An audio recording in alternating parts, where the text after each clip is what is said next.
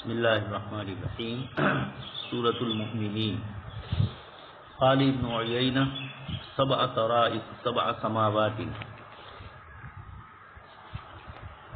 عزیز طلبہ، امام بخاری رحمۃ اللہ علیہ سورہ مومنین کی تفسیر کے اندر آیت کریمہ میں ایک لفظ آیا ہے وَلَقَدْ خَلَقْنَا فَوْقَكُمْ سَبْعَ طَرَائِقَ. ہم نے آپ کے اوپر 7 آسمان بنائے. سبع سماوات، طرائق طریقتن کی جمع ہے اور اس کا معنی ہوتا ہے راستے. آسمانوں کو راستے اس لیے سبع طرائق سے تعبیر کیا گیا کہ فرشتوں کے جانے آنے کے وہ راستے ہیں. یا کچھ حضرات نے فرمایا تطارق، ایک چیز کے اوپر دوسری چیز کا ہونا. جیسے ہمارے محشی رحمۃ اللہ علیہ نے مثال دی ہے طارق النعل اذا اطبق نعلا علی نعل. جب آپ ایک جوتے کے اوپر دوسرا جوتا رکھ دو تو اس کو کہا جاتا ہے طارق.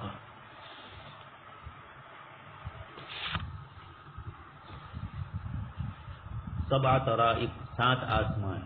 یہ اللہ تبارک و تعالیٰ نے آسمانوں کی، زمینوں کی مختلف تعبیرات فرمائی، مختلف ناموں سے موسوم کیا، اور ہر نام کے ساتھ کوئی نہ کوئی مناسبت ہوتی ہے جس کی بنیاد پر یہ چیزیں ذکر کی جاتی ہے. جنت کے، جہنم کے بھی جو نام ذکر کیے گئے، قیامت کے بھی جو نام ذکر کیے گئے، مختلف آیات میں مختلف ناموں سے اس کو تعبیر کیا گیا. یہاں پر بھی اسی طریقے سے ہے. آگے اس کے بعد دوسری آیت ہے لہا سابقون اولئک یسارعون فی الخیرات وہم لہا سابقون. یہ لوگ ہیں یسارعون فی الخیرات، جو نیکیوں کے کاموں میں جلدی کرتے ہیں، وہم لہا سابقون، اور اس میں آگے بڑھتے ہیں. مسابقہ اور سبقت، وفی ذلک فلیتنافس المتنافسون، نیک کاموں میں سبقت کرنا. یہاں سابقون سبقت لہم السعادہ، اللہ پاک نے ان کے حصے میں سعادت لکھ دی تھی. آگے آیت کریمہ میں ہے قلوبہم وجیلۃ، یہ سب لغات ہے. قلوبہم وجیلۃ والذین یؤتون ما آتوا، وہ لوگ جو عمل کرتے ہیں ان چیزوں پر جو اللہ پاک کی طرف سے ان کو دی گئی. اور وقلوبہم وجیلۃ، ان کے دل اللہ اس حال میں کہ ان کے دل خوف زدہ ہے، انہم الی ربہم راجعون، اس بات سے ایک دن اللہ تبارک تعالیٰ کے دربار میں حاضر ہونا ہے.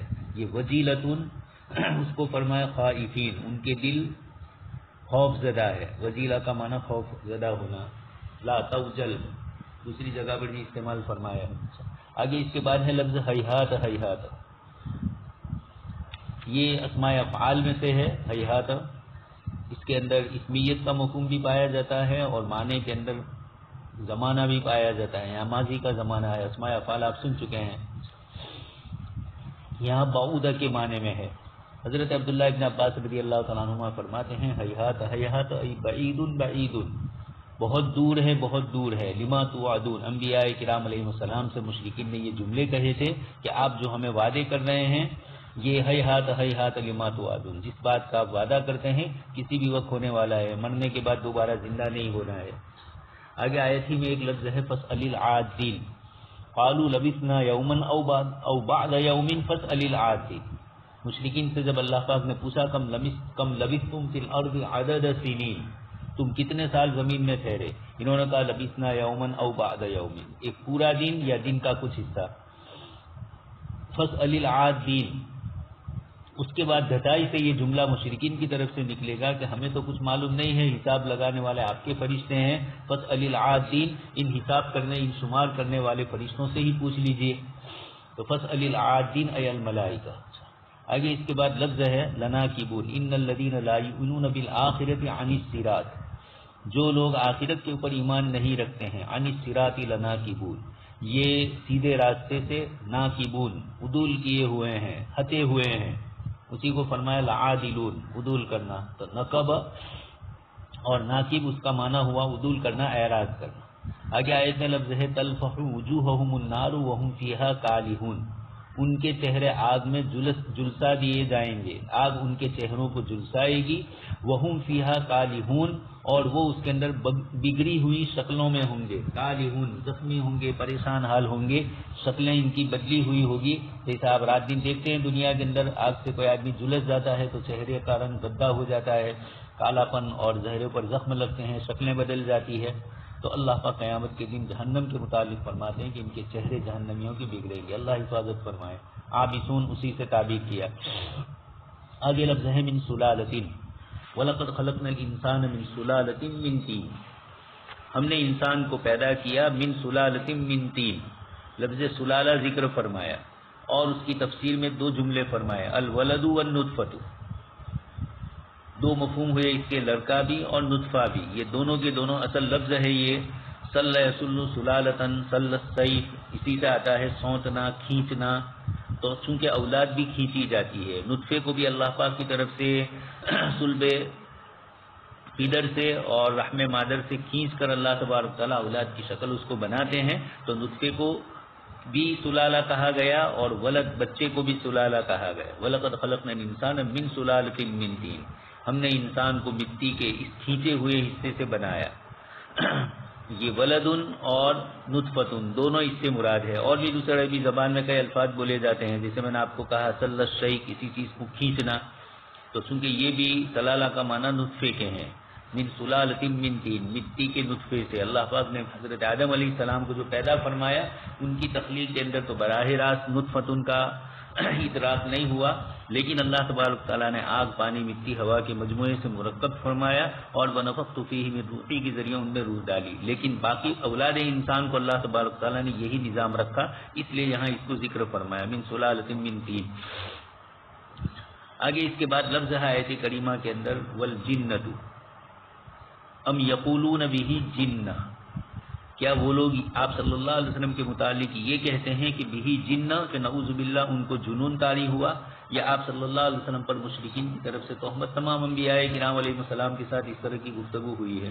امام بخاری فرماتے ہیں الجنۃ والجنون واحد. جنتن کا معنی یہاں جنات نہیں ہے، جنتن کا معنی عربی میں تو جنن ہی مذکر ہی استعمال ہوتا ہے، اس لیے اس جگہ پر جنتن کا جو لفظ آیا اس کا معنی یہاں پر جنتن اور جنون دونوں کا ایک معنی پاگل ہونا.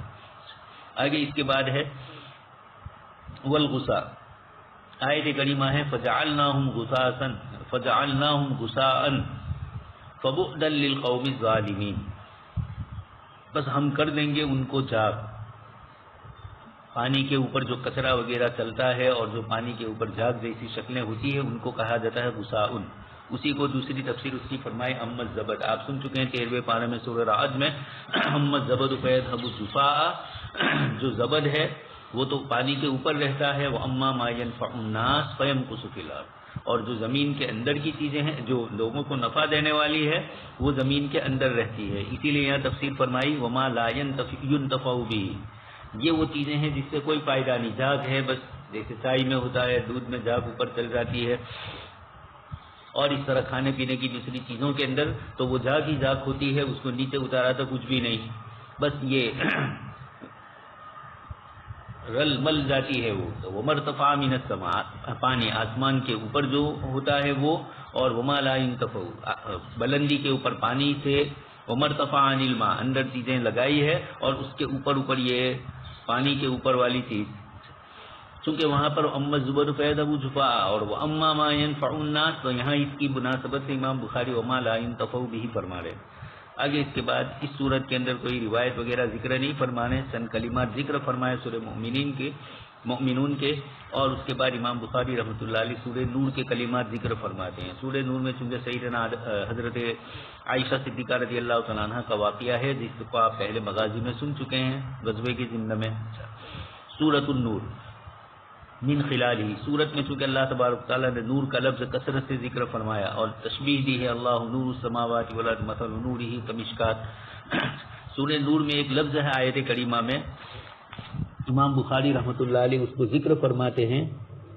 مختلف کلمات سورہ نور کے اندر جو آئے ہیں امام بخاری رحمۃ اللہ علیہ نے اس کو یہاں پر ذکر فرمایا. اسی میں پہلی آیت ہے فطر الودق یخرج من خلالہ. بس آپ بادل کو دیکھیں گے یخرج من خلالی، بارش کو آپ دیکھیں گے ودقن یعنی بارش، یخرج من خلالی تو بادلوں کے بیچ میں سے وہ نکلتی ہے. اللہ تبارک تعالیٰ نے کیا انتظام فرمایا ہم لوگ کچھ سمجھ نہیں پا رہے. انسانوں نے تھوڑی کچھ ترقی کی تو اتنا سمجھے کہ باسپی بھون ہوتا ہے، یعنی گرمی کے دنوں میں دریا کا پانی گرم ہوتا ہے، اس سے ابخارات اوپر اٹھتے ہیں اور بادل بنتے ہیں، اور بادلوں کے اندر پھر وہ پانی کی شکل ہوتی ہے اور اس طریقے سے بارش ہوتی ہے. یہ اسباب ظاہریہ میں سے ہے. سائنس جو باتیں کہتی ہے وہ ظاہری اسباب اور ظاہری اصول کی روشنی میں کہتی ہے. لیکن یہ پوچھا جائے کہ یہ بادل میں پانی آیا کہاں سے، یا ابخارات اس طریقے سے اٹھنے کی کیفیت ہوئی اور اس سے پانی بنا، یہ کس نے بنایا، آخر یہ صفت اس میں کیوں ہے. اور اسی طریقے سے دوسرا مسئلہ کہ ہمارے علاقوں میں تو جہاں سردی گرمی دونوں ہوتی ہے، یوروپ کا ایک بہت بڑا علاقہ شمال کا ایسا ہے جو برف باری 24 گھنٹے وہاں پر برف ہی بارش ہوتی ہے، وہاں دھوپ نکلتی نہیں ہے یا بہت کم نکلتی ہے، اور بارش وہاں کثرت سے ہو رہی ہے ہم سے زیادہ. انگلینڈ کا پورا ماحول ہر وقت بارش کا سا رہتا ہے. تو یہ اور ہوتی بھی رہتی ہے. صرف انگلینڈ نہیں، اس سے اوپر کے اور دوسرے ممالک ہیں، سویڈن ہے، ناروے ہے اور آئرلینڈ ہے، اور اس طرح کے اوپر بڑے اس سے بھی اوپر دوسرا اسکیموں کے علاقے ہیں. تو یہ آئس لینڈ جس کو کہتے ہیں. تو اللہ تبارک و تعالیٰ نے یہاں فرمایا یقفطر الودق یخرج من خلالی. اللہ تبارک و تعالیٰ نے من بین اضعاف السحاب، بادلوں کی تہ لگائی ہے اور اس کے اندر سے بارش ہو رہی ہے. یہ اللہ پاک کی قدرت ہے. من بین اضعاف السحاب، تہ بتہ بادلوں کے درمیان سے اللہ تبارک و تعالیٰ اس کو نکالتے ہیں. آگے اس کے بعد ہے یکاد سنا برقہ یذهب بالابصار. بادل کی جو چمک ہوتی ہے بجلی کی، دیکھ لیا 2-3 دن پہلے، اور بھی اس طریقے سے ہوتا ہی رہتا ہے.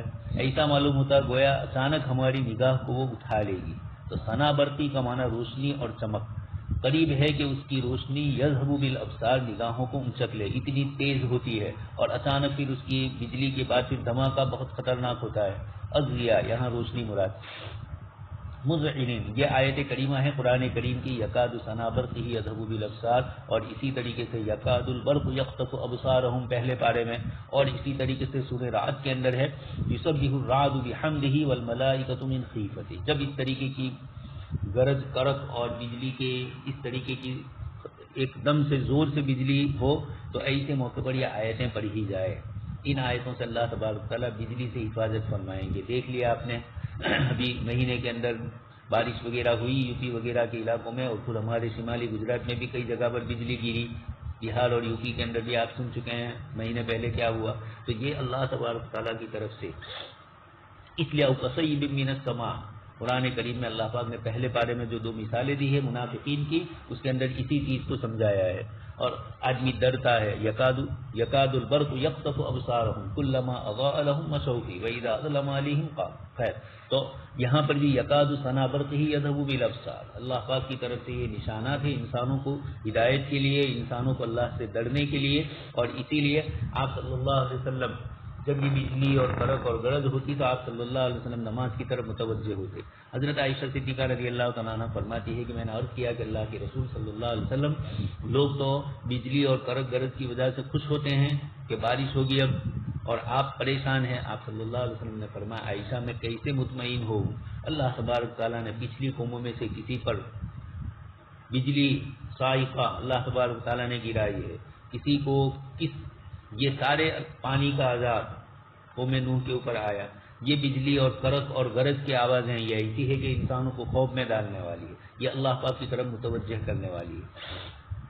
آگے اس کے بعد لفظ استعمال ہوا ہے وَإِن يَكُن لَّهُمُ الْحَقُّ يَأْتُوا إِلَيْهِ مُذْعِنِينَ. منافقین کے سلسلے میں سورہ نور میں اللہ پاک ذکر فرماتے ہیں وَإِن يَكُن لَّهُمُ الْحَقُّ، یعنی اگر ان کا کوئی حق کسی کے اوپر نکلتا ہے تو مذعنین یأتوا الیہ مذعنین، آپ کے پاس گردن جھکائے ہوئے آئیں گے، چونکہ جانتے ہیں کہ آپ صلی اللہ، چونکہ ہمارا حق ہے اور آپ صلی اللہ علیہ وسلم ہمیں حق دلائیں گے. وہاں تو عدل و انصاف ہوتا ہے، اور جب ناحق پر ہوتے تو حضور کی طرف نہیں آتے، جانتے تھے کہ یہاں صحیح فیصلہ ہوگا.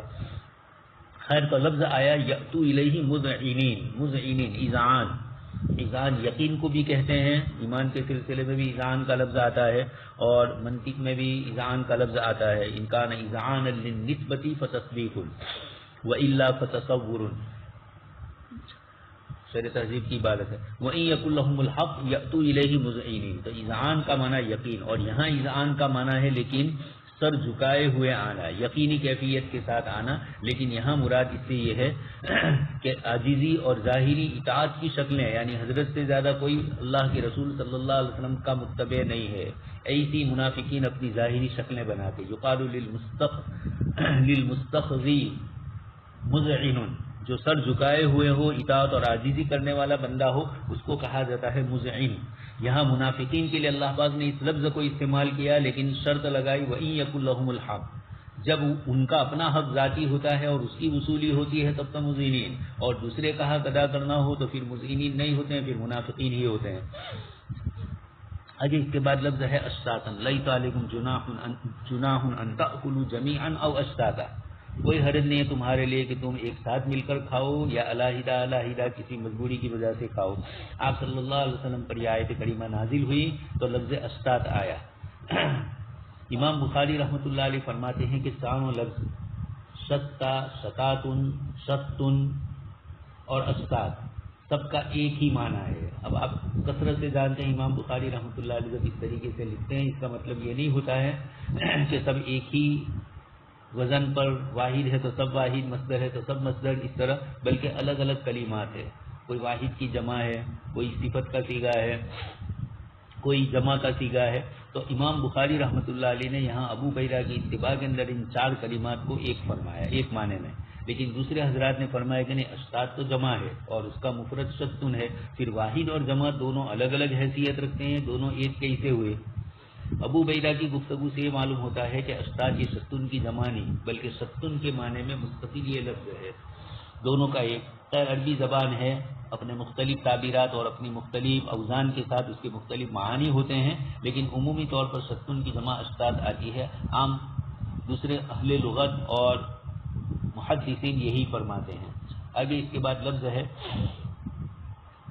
وقال سعد بن ایاز الصومالی المشکات القوۃ، آیت کریمہ میں جو مشکات کا لفظ آیا، قرآن کریم کی آیت میں اللہ تبارک تعالیٰ نے ذکر فرمایا تو اس کی طرف اشارہ ہے کمشکات فیہا مصباح قوۃ بلسان الحبشتی، حبشی لوگ اپنی زبان کے اندر طاقچے کو بولتے ہیں، اس لیے امام بخاری رحمۃ اللہ علیہ یہاں پر اس کو لے آئے طاقچے کے مفہوم کو ادا کرنے کے لیے۔ اور دوسرا لفظ ہے ابن عباس نے فرمایا سورۃ انزلناہا، یہ ایک سورت ہے جس کو ہم نے نازل کیا، سورۃ انزلناہا وفرضناہا وانزلنا فیہا آیات بینات۔ اللہ تبارک تعالیٰ نے سورۃ انزلنا فرمایا، انزلنا کی تفسیر فرمائی جا رہی ہے بینا، ہم نے اس کو بیان کیا، لیکن دو لفظ ہے، کچھ حضرات نے تو یہ فرمایا کہ اصل عبارت کی انزلناہا وفرضناہا، اور بینا جو ہے وہ فرضناہا کی تفسیر ہے، انزلنا کی نہیں ہے۔ انزلنا تو خود لفظ ہے سورۃ انزلنا، لیکن انزلنا تو انزال سے مفہوم ہے ہی وہ، لیکن وفرضنا مقرر کیا، فرض کرنا، لازم کرنا، وفرضنا انزلنا کی تفسیر نہیں ہے۔ اور بھی دوسرے حضرات نے فرمایا، اور عبداللہ ابن عباس رضی اللہ تعالیٰ عنہما فرماتے ہیں سورۃ انزلناہا بینا، لیکن درست عبارت کر کے علماء نے فرمایا کہ ابن عباس کا بھی مقصد انزلناہا کا معنی بینا نہیں ہے بلکہ فرضناہا کا معنی بینا ہے، اس لیے آپ نے جو ذکر فرمایا وہ انزلنا کی تفسیر نہیں ہے، سورۃ انزلناہا وفرضناہا کی ہے۔ خیر اس سے کوئی فرق نہیں پڑتا ہے، سورۃ انزلناہا سبھی جانتے ہیں، لیکن اتنی بات ضرور ہے کہ کسی سورت کا آغاز اللہ پاک نے اس طرح نہیں فرمایا ہے۔ تمام سورتوں میں سورہ نور ہی کی ابتدا اللہ پاک نے اس طریقے سے فرمائی، سورۃ انزلناہا وفرضناہا وانزلنا فیہا آیات بینات لعلکم تذکرون، اور پھر الزانیۃ کے ذریعے اللہ پاک نے سزاؤں کا ذکر فرمایا۔ تو یہ سیدنا حضرت عائشہ صدیقہ رضی اللہ تعالیٰ عنہ پر تہمت لگانے والوں کے جواب میں یہ صورت نازل ہوئی ہے، خاص کر کے اس کی ابتدائی آیات۔ تو اللہ تبارک و تعالیٰ نے، اور اسی سے متعلق بھی پردے کے احکام، مسائل، اجازت لینے کے، یہ سارے کے سارے سورہ نور ختم ہوتی ہے، وہاں سب یہی ہوتا ہے، سارا یہی ذکر کیا ہے اللہ تبارک تعالیٰ کی طرف سے۔ اس صورت کے اندر عجیب و غریب مسائل کو بھی ذکر فرمایا، اور اللہ تبارک تعالیٰ کی طرف سے اس صورت کے سورہ فرقان کے آغاز تک مسلسل احکامات اس قسم کے ذکر فرمائے، اور اسی میں حدیث عشق کو بھی درمیان میں ذکر فرمایا۔ اللہ نور السماوات کے ذریعے پھر اس اور مزید اللہ تبارک تعالیٰ کی طرف نسبتیں ذکر فرمائی۔ کچھ حضرات نے فرمایا کہ ایک انسان ہوتا ہے اور اس کے ساتھ کوئی معاملہ ہوتا ہے، اس کی بیوی پر الزام لگایا جائے تو وہ غصے میں ہوتا ہے اور وہ آپے سے باہر ہو جاتا ہے، انسان ہے، جذبات اللہ پاک نے اس طرح رکھے ہیں۔ اللہ کے رسول صلی اللہ علیہ وسلم پر بھی اللہ تبارک تعالیٰ نے سکینت نازل فرمائی، اور آپ صلی اللہ علیہ وسلم کو بھی دل سے غم ضرور تھا، لیکن چونکہ آپ انتقام نہیں لیتے تھے، قرآن نے فرمایا والذی تولی کبرہ منہم لہ عذاب عظیم، عبداللہ ابن ابی وغیرہ کے متعلق۔ ایمان والوں کو بھی اللہ پاک نے نصیحتیں فرمائی، لولا اذ سمعتموہ ظن المؤمنون والمؤمنات بانفسہم خیرا وقالوا ھذا افک، یہ اس طریقے کی آیتیں نازل فرمائی۔ تو سورت کا آغاز تو اللہ تبارک و تعالیٰ نے سورۃ انزلناھا وفرضناھا کر کے خصوصی طور پر فرمایا، ساری ہی صورتیں اللہ نے نازل کی، لیکن اس صورت کی خصوصیت ہے سیدنا عائشہ صدیقہ رضی اللہ تعالیٰ عنہا کی ذات اقدس کے اوپر تہمت اور الزام لگانے کی باتیں ہو رہی ہے، اللہ تبارک و تعالیٰ انتہائی شدت کے ساتھ اس کا جواب دیتے ہیں، الخبیثات للخبیثین والخبیثون للخبیثات، اور آگے فرماتے ہیں الطیبات للطیبین، یہ اور پھر بیچ میں احکام ذکر فرمائے جاتے ہیں، والذین یرمون المحصنات الغافلات المؤمنات والذین یرمون ازواجہم ولم یکن لہم شہداء ملعنہ، اس طرح کے یہ سارے احکام تو بینا، اللہ پاک نے اس کو بیان فرمایا، واضح فرمایا، یہ فرض کی تفسیر سمجھی جائے۔ آگے اس کے بعد وقال غیرہ، عبداللہ ابن عباس کے علاوہ ابو عبیدہ وغیرہ نے یہ کہا کہ سمی القرآن لجماعت السور، قرآن کریم کو قرآن اس لیے فرمایا گیا کہ لجماعت السور، بہت ساری صورتوں کا مجموعہ ہے۔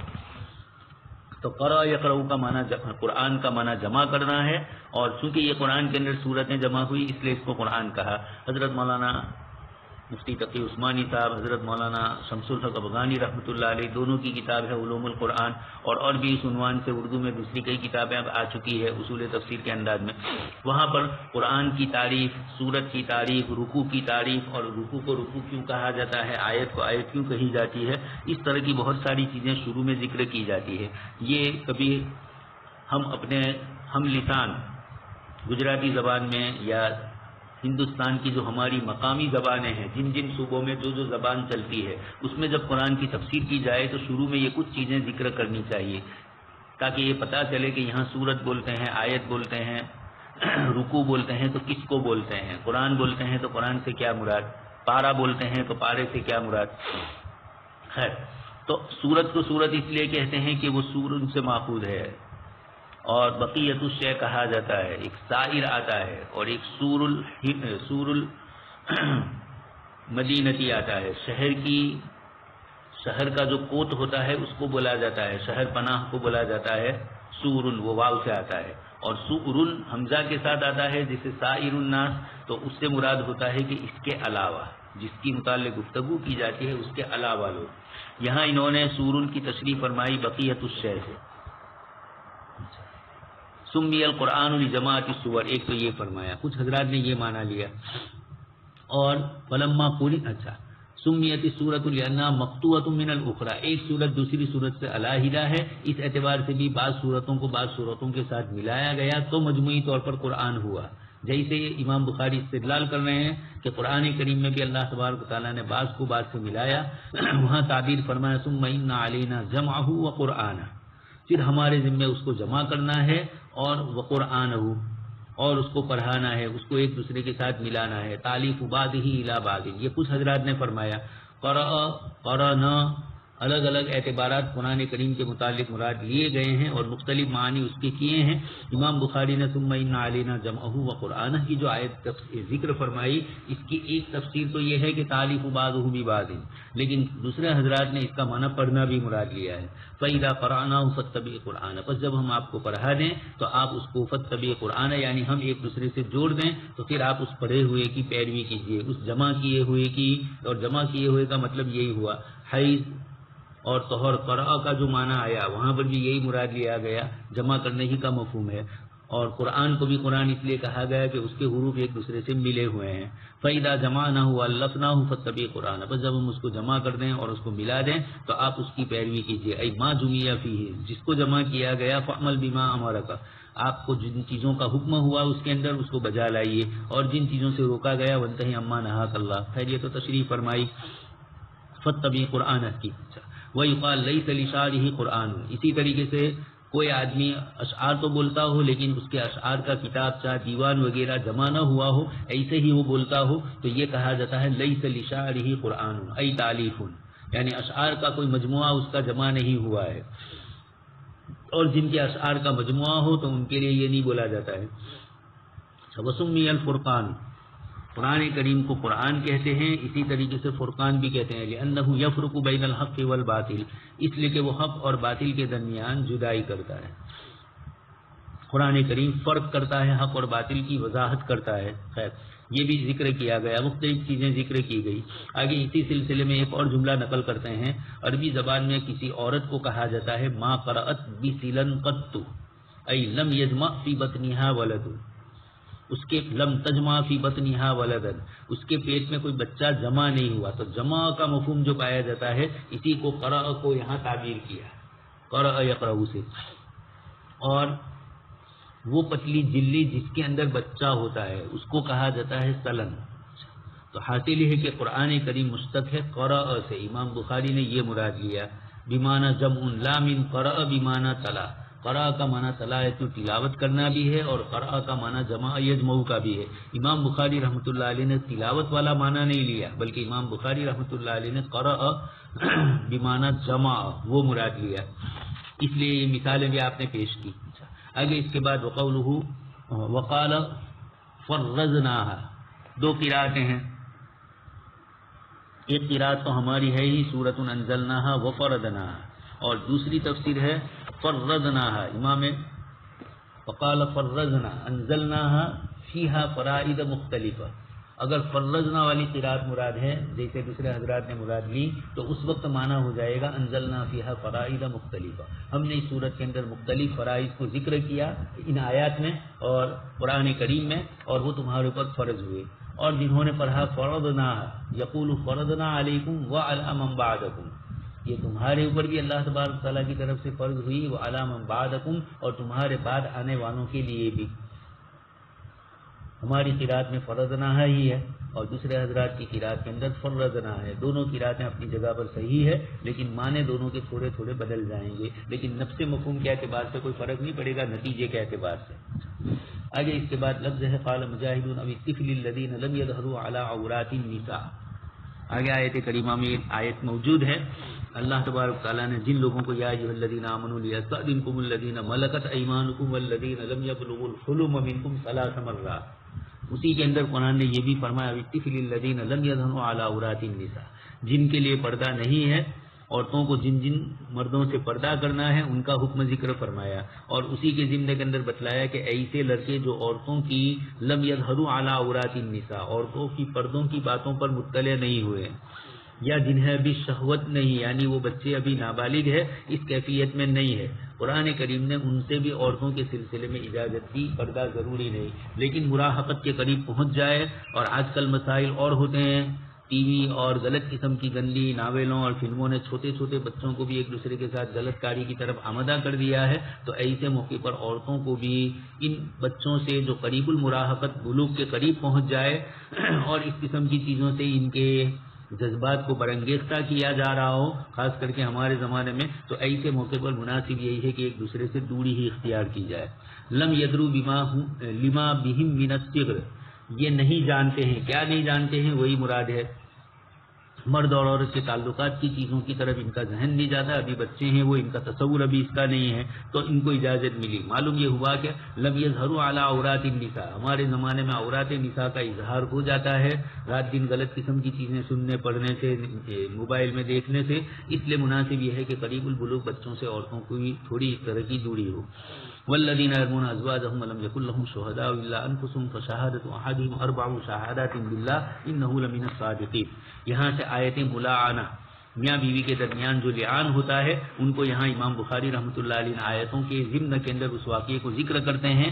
دو صحابی ہے، حضرت عویمر اجلانی رضی اللہ تعالیٰ عنہ، اور آگے اس کے بعد دوسری روایت آتی ہے جس میں حضرت ہلال رضی اللہ تعالیٰ عنہ کا واقعہ، ہلال ابن مرہ کا، تو دونوں کے متعلق یہ ہے، لیکن محدثین کا یہ فرمانا ہے کہ قصہ تو دونوں کے متعلق ہے، لیکن آیت کا شان نزول کن کے لیے ہے؟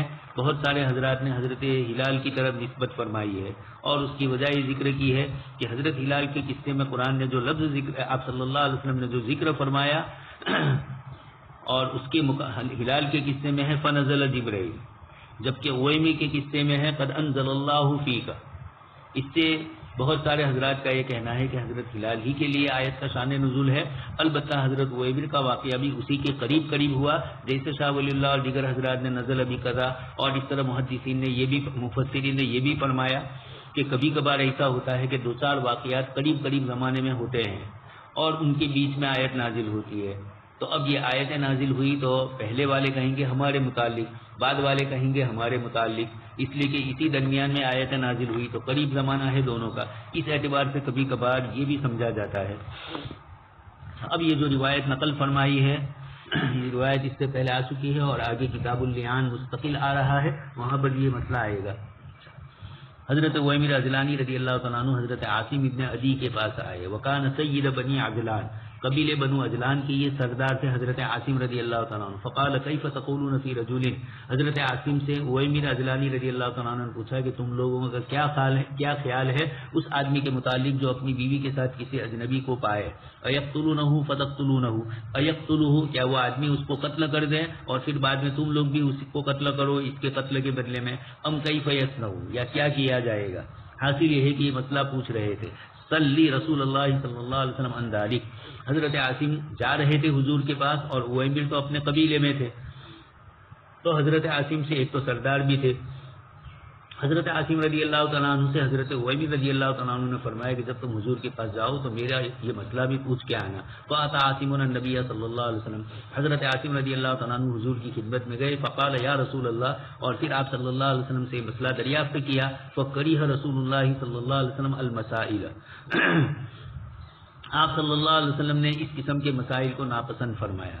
فسألہ ویمر، پھر حضور کی خدمت میں حضرت ویمر آئے، یا ابھی تو حضرت عاصم وہاں پہنچے، تو حضرت عاصم کو جا کر حضرت ویمر نے پوچھا کہ میرا مسئلہ پوچھ کے آئے، تو فقال، حضرت عاصم نے فرمایا ان رسول اللہ صلی اللہ علیہ وسلم کریہ المسائل وعابها، اللہ کے رسول صلی اللہ علیہ وسلم نے یہ مسائل جو میں نے پوچھنے شروع کیے تو آپ نے اس کو ناپسند فرمایا، اور وعابها، اور میری تھوڑی تنبیہ فرما دی۔ عابها کا مطلب اس کی عیب بتلائی یہ نہیں ہے، مراد یہ ہے کہ آپ صلی اللہ علیہ وسلم نے اس کو ناپسند بھی فرمایا اور مجھے روکا بھی۔ لیکن حضرت ویمر کو تو یہ مسئلہ پیش ہی آیا تھا، ان کی بیوی کے ساتھ اجنبی کو انہوں نے دیکھ لیا تھا، اس لیے حضرت ویمر رضی اللہ تعالیٰ عنہ حضرت عاصم کے پوچھنے کے بعد حضرت عاصم کے جواب میں جب حضور ناراض ہوئے تھے، اب کیا وجہ ہے، مختلف وجوہات ہو سکتی ہے، اس مجلس میں بہت سارے لوگ بیٹھے ہوئے ہوں اور حضرت عاصم نے یہ مسئلہ پوچھا۔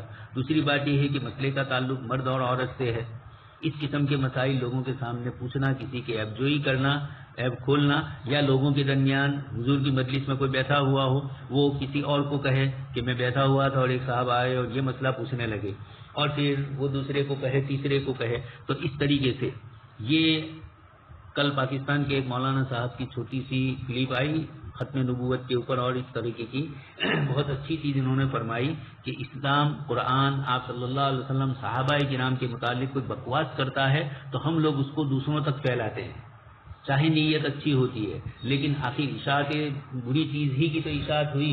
حضرت ابو ہریرہ رضی اللہ تعالیٰ عنہ کے متعلق کچھ مستشرقین کم بولے ہیں، حضرت شیخ ابو زہرا مصری رحمۃ اللہ علیہ کی کتاب ہی ہے الحدیث والمحدثون، اور اس کے اندر انہوں نے ان اشکالات کا جواب دیا۔ تو علمی اعتبار سے ان چیزوں کو پیش کرنا اہل علم کے لیے تو مناسب ہے آپس میں، لیکن اس کو موبائل اور واٹس ایپ کا ذریعہ بنا دیں اور ادھر سے ادھر صحابہ کرام کی توہین ہو ہر عامی اور ہر خاص آدمی پر ہے، اور اس کے نتیجے کے اندر کبھی کبھار شیطان کسی کے دل میں غلط وسوسہ ڈال لے۔ تو ان کا یہ کہنا تھا کہ صحابہ کرام نے جب بھی کوئی اس طرح کی کوئی چیز ہوئی تو اس کا افشا نہیں کیا ہے، بلکہ ان حضرات نے اس کو مخفی رکھا، اور جو الفاظ وہ بولا ہو وہ الفاظ بھی صحابہ نہیں بولتے تھے۔ ہمارے یہاں تو تھا سے لوگ کسی نے گالی دی ہو تو گالی بھی بول دیتے، فلاں نے ایسا کہا، تو یہ مناسب نہیں ہے۔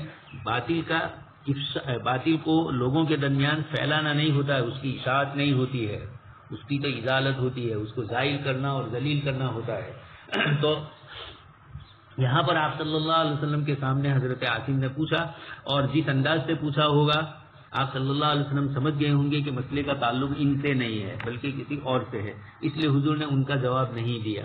اور بھی کچھ باتیں کچھ حضرات نے کہی ہے، حدیث شریف کی کتابوں میں شروحات میں ملتی ہے کہ حضرت عاصم رضی اللہ تعالیٰ عنہ کا پوچھنے کا جو انداز تھا وہ تھوڑا کچھ، یا حضرت عاصم رضی اللہ تعالیٰ عنہ کے دل میں ایک بات تھی کہ ایسا ہمارے خاندان میں نہیں ہو سکتا، اس انداز سے ان کے دل میں بات آئی تھی. جب انہوں نے یہ پوچھا تو اللہ کے رسول صلی اللہ علیہ وسلم کو ناگوار گزرا انداز تکلم، انداز تخاطب، اور اس لیے آپ صلی اللہ علیہ وسلم نے یہ بھی وجہ ہو وہ بھی وجہ ہو، مختلف وجوہات ہے. ورنہ صحابہ کرام جب بھی مسئلہ پوچھنے جاتے آپ صلی اللہ علیہ وسلم یا تو بیان فرما دیتے یا وحی کا انتظار فرماتے. یہاں آپ صلی اللہ علیہ وسلم نے جو ناپسندیدگی کی، اس کے بعد حضرت اویمر خود گئے تو آپ صلی اللہ علیہ وسلم نے ان کو اچھی طرح جواب دیا. قال اویمر واللہ لا انتہی حتی اسأل رسول اللہ صلی اللہ علیہ وسلم عن ذلک. حضرت اویمر نے فرمایا کہ میں اللہ کی قسم رکوں گا نہیں، یعنی میں ضرور پوچھوں گا یہاں تک کہ میں آپ صلی اللہ علیہ وسلم سے اس سلسلے میں پوچھ لوں، اس لیے کہ ان کا تو وہ صاحب واقعہ تھے. فجاء اویمر، حضرت اویمر رضی اللہ تعالیٰ عنہ آئے اور انہوں نے فقال یا رسول اللہ رجل وجد مع امرأته رجلا ایقتله فتقتلونه ام کیف یصنع.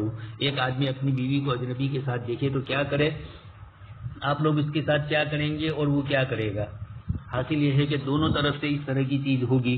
اس لیے آپ صلی اللہ علیہ وسلم سے حضرت اویمر رضی اللہ تعالیٰ عنہ نے یہ پوچھا تو آپ صلی اللہ علیہ وسلم نے جواب میں فرمایا قد انزل اللہ القرآن فیک وفی صاحبتی.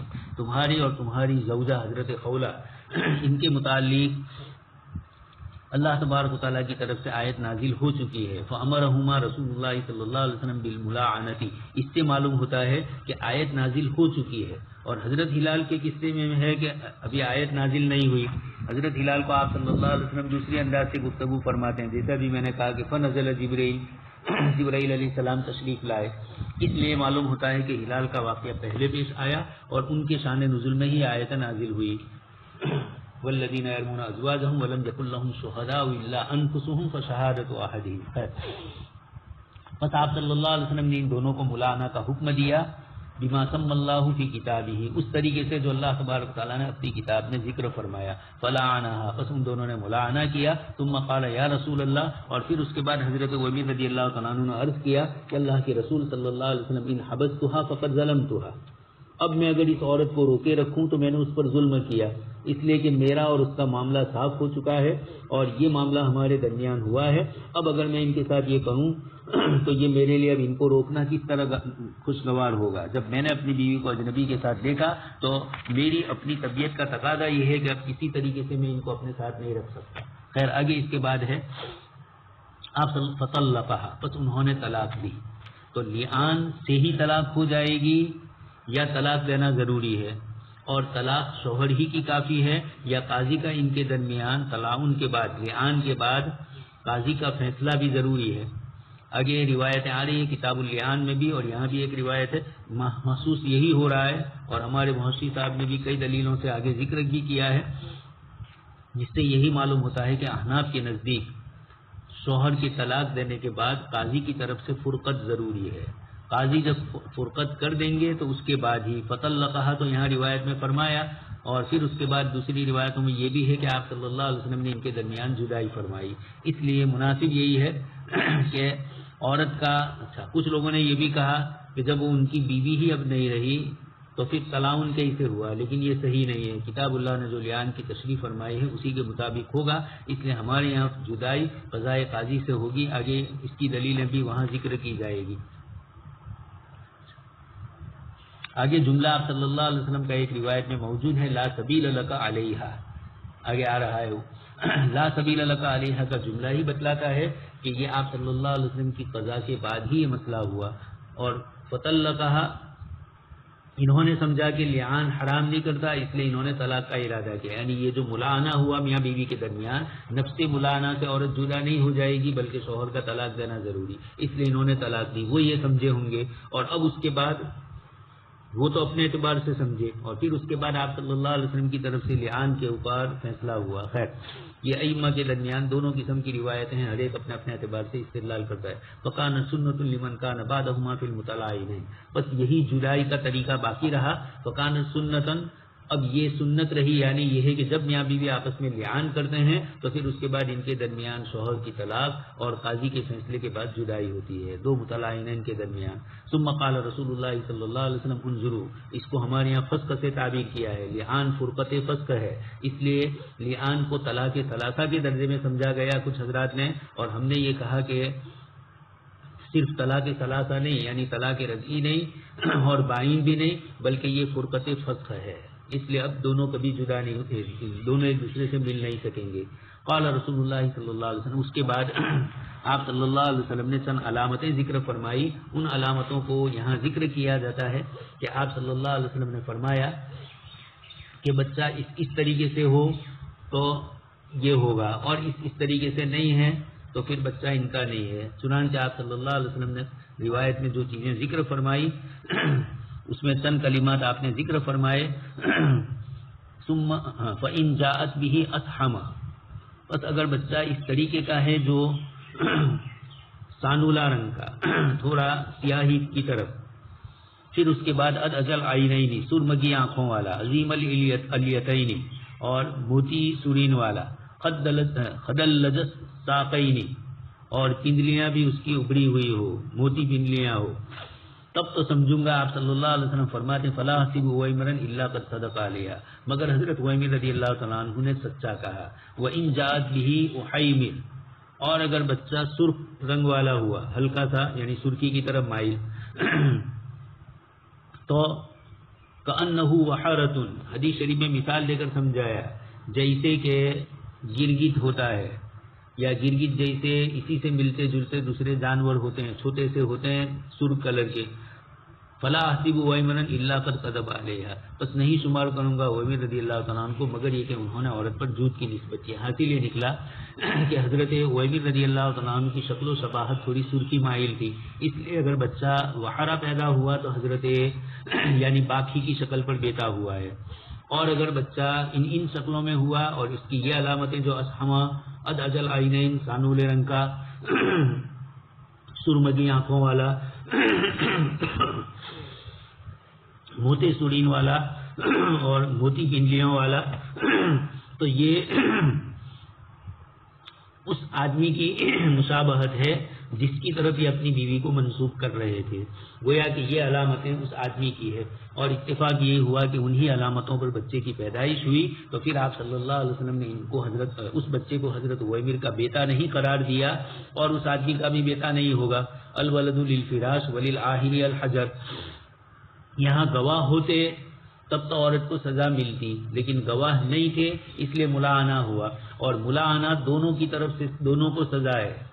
مرد کی طرف سے بھی حد قذف کے بدلے میں سمجھا جائے کہ اس سے لعان کروایا، اور عورت کے لیے زنا کی سزا کے طور پر، اس لیے کہ مرد نے عورت پر زنا کی تہمت لگائی لیکن معلوم نہیں ہے، گواہ ہے نہیں، تو فیصلہ ہو نہیں سکتا۔ تو اللہ تبارک تعالیٰ نے آیتیں نازل فرمائی اور دونوں کے لیے 4 مرتبہ الگ کلمات اور 5ویں مرتبہ دوسرا کلمہ، اور اس طریقے سے والخامسۃ آپ سن چکے ہیں وَيَدْرَؤُ عَنْهَا الْعَذَابَ أَن تَشْهَدَ 4 شهادات بالله، اس آیت کی طرف اشارہ ہے۔ تو آپ صلی اللہ علیہ وسلم کے فرمانے کے مطابق ہی فجاءت به على النعت الذي نعت رسول اللہ صلی اللہ علیہ وسلم من تصدیق ویمر، بس عورت نے بچے کو جنا اسی صفت کے اوپر جس صفت پر آپ صلی اللہ علیہ وسلم نے حضرت ویمر کی تصدیق فرمائی تھی، یعنی وحرا نہیں فرمایا تھا بلکہ پہلے والا بچہ اگر وحرا ہوتا، گرگٹ کی طرح سرخ رنگ کا ہوتا، تب تو اس کا مطلب یہ ہوتا، آپ دیکھتے ہیں گرگٹ کو یہاں گلے کے ساتھ والے حصے کے اندر سرخی مائل کچھ کلر ہوتا ہے۔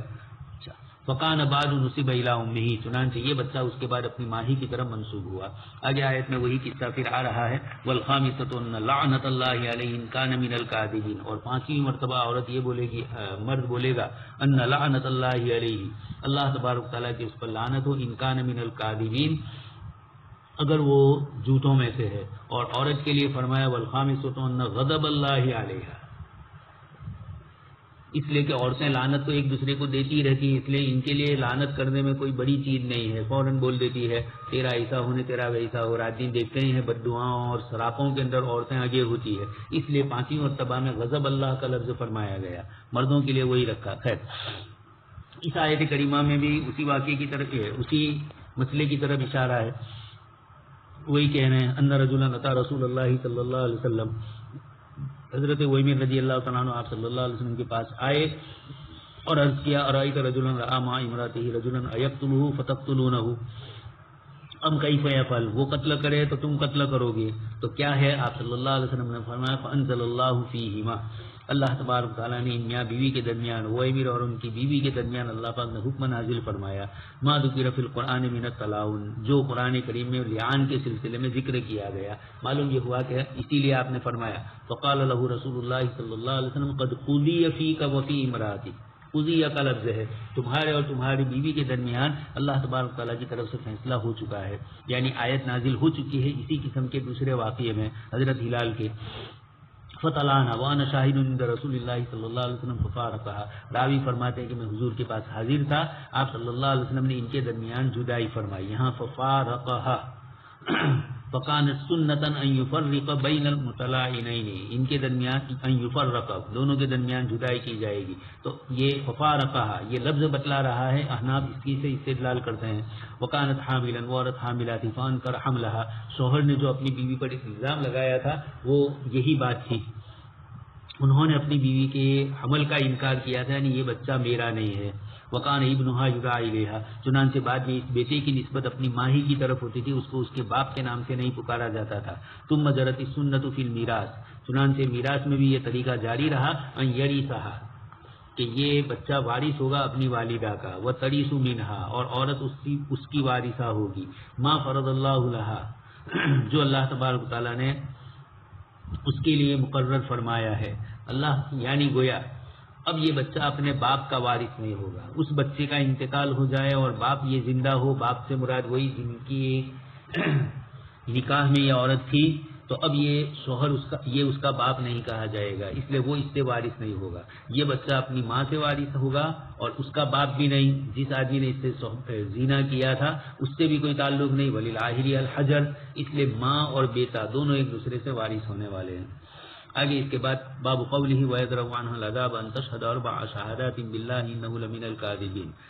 4 مرتبہ یہ گواہی دی جائے گی. پھر یہ شہادات مؤکدات بالایمان ہے یا ایمان مؤکدات بالشہادات ہے، یہ بھی احناف اور شافعی کے درمیان فرق ہے. ہمارے نزدیک چونکہ مؤکدات شہادت کا لفظ بولا جاتا ہے اس لیے اس کو شہادت سے تعبیر کیا جائے گا.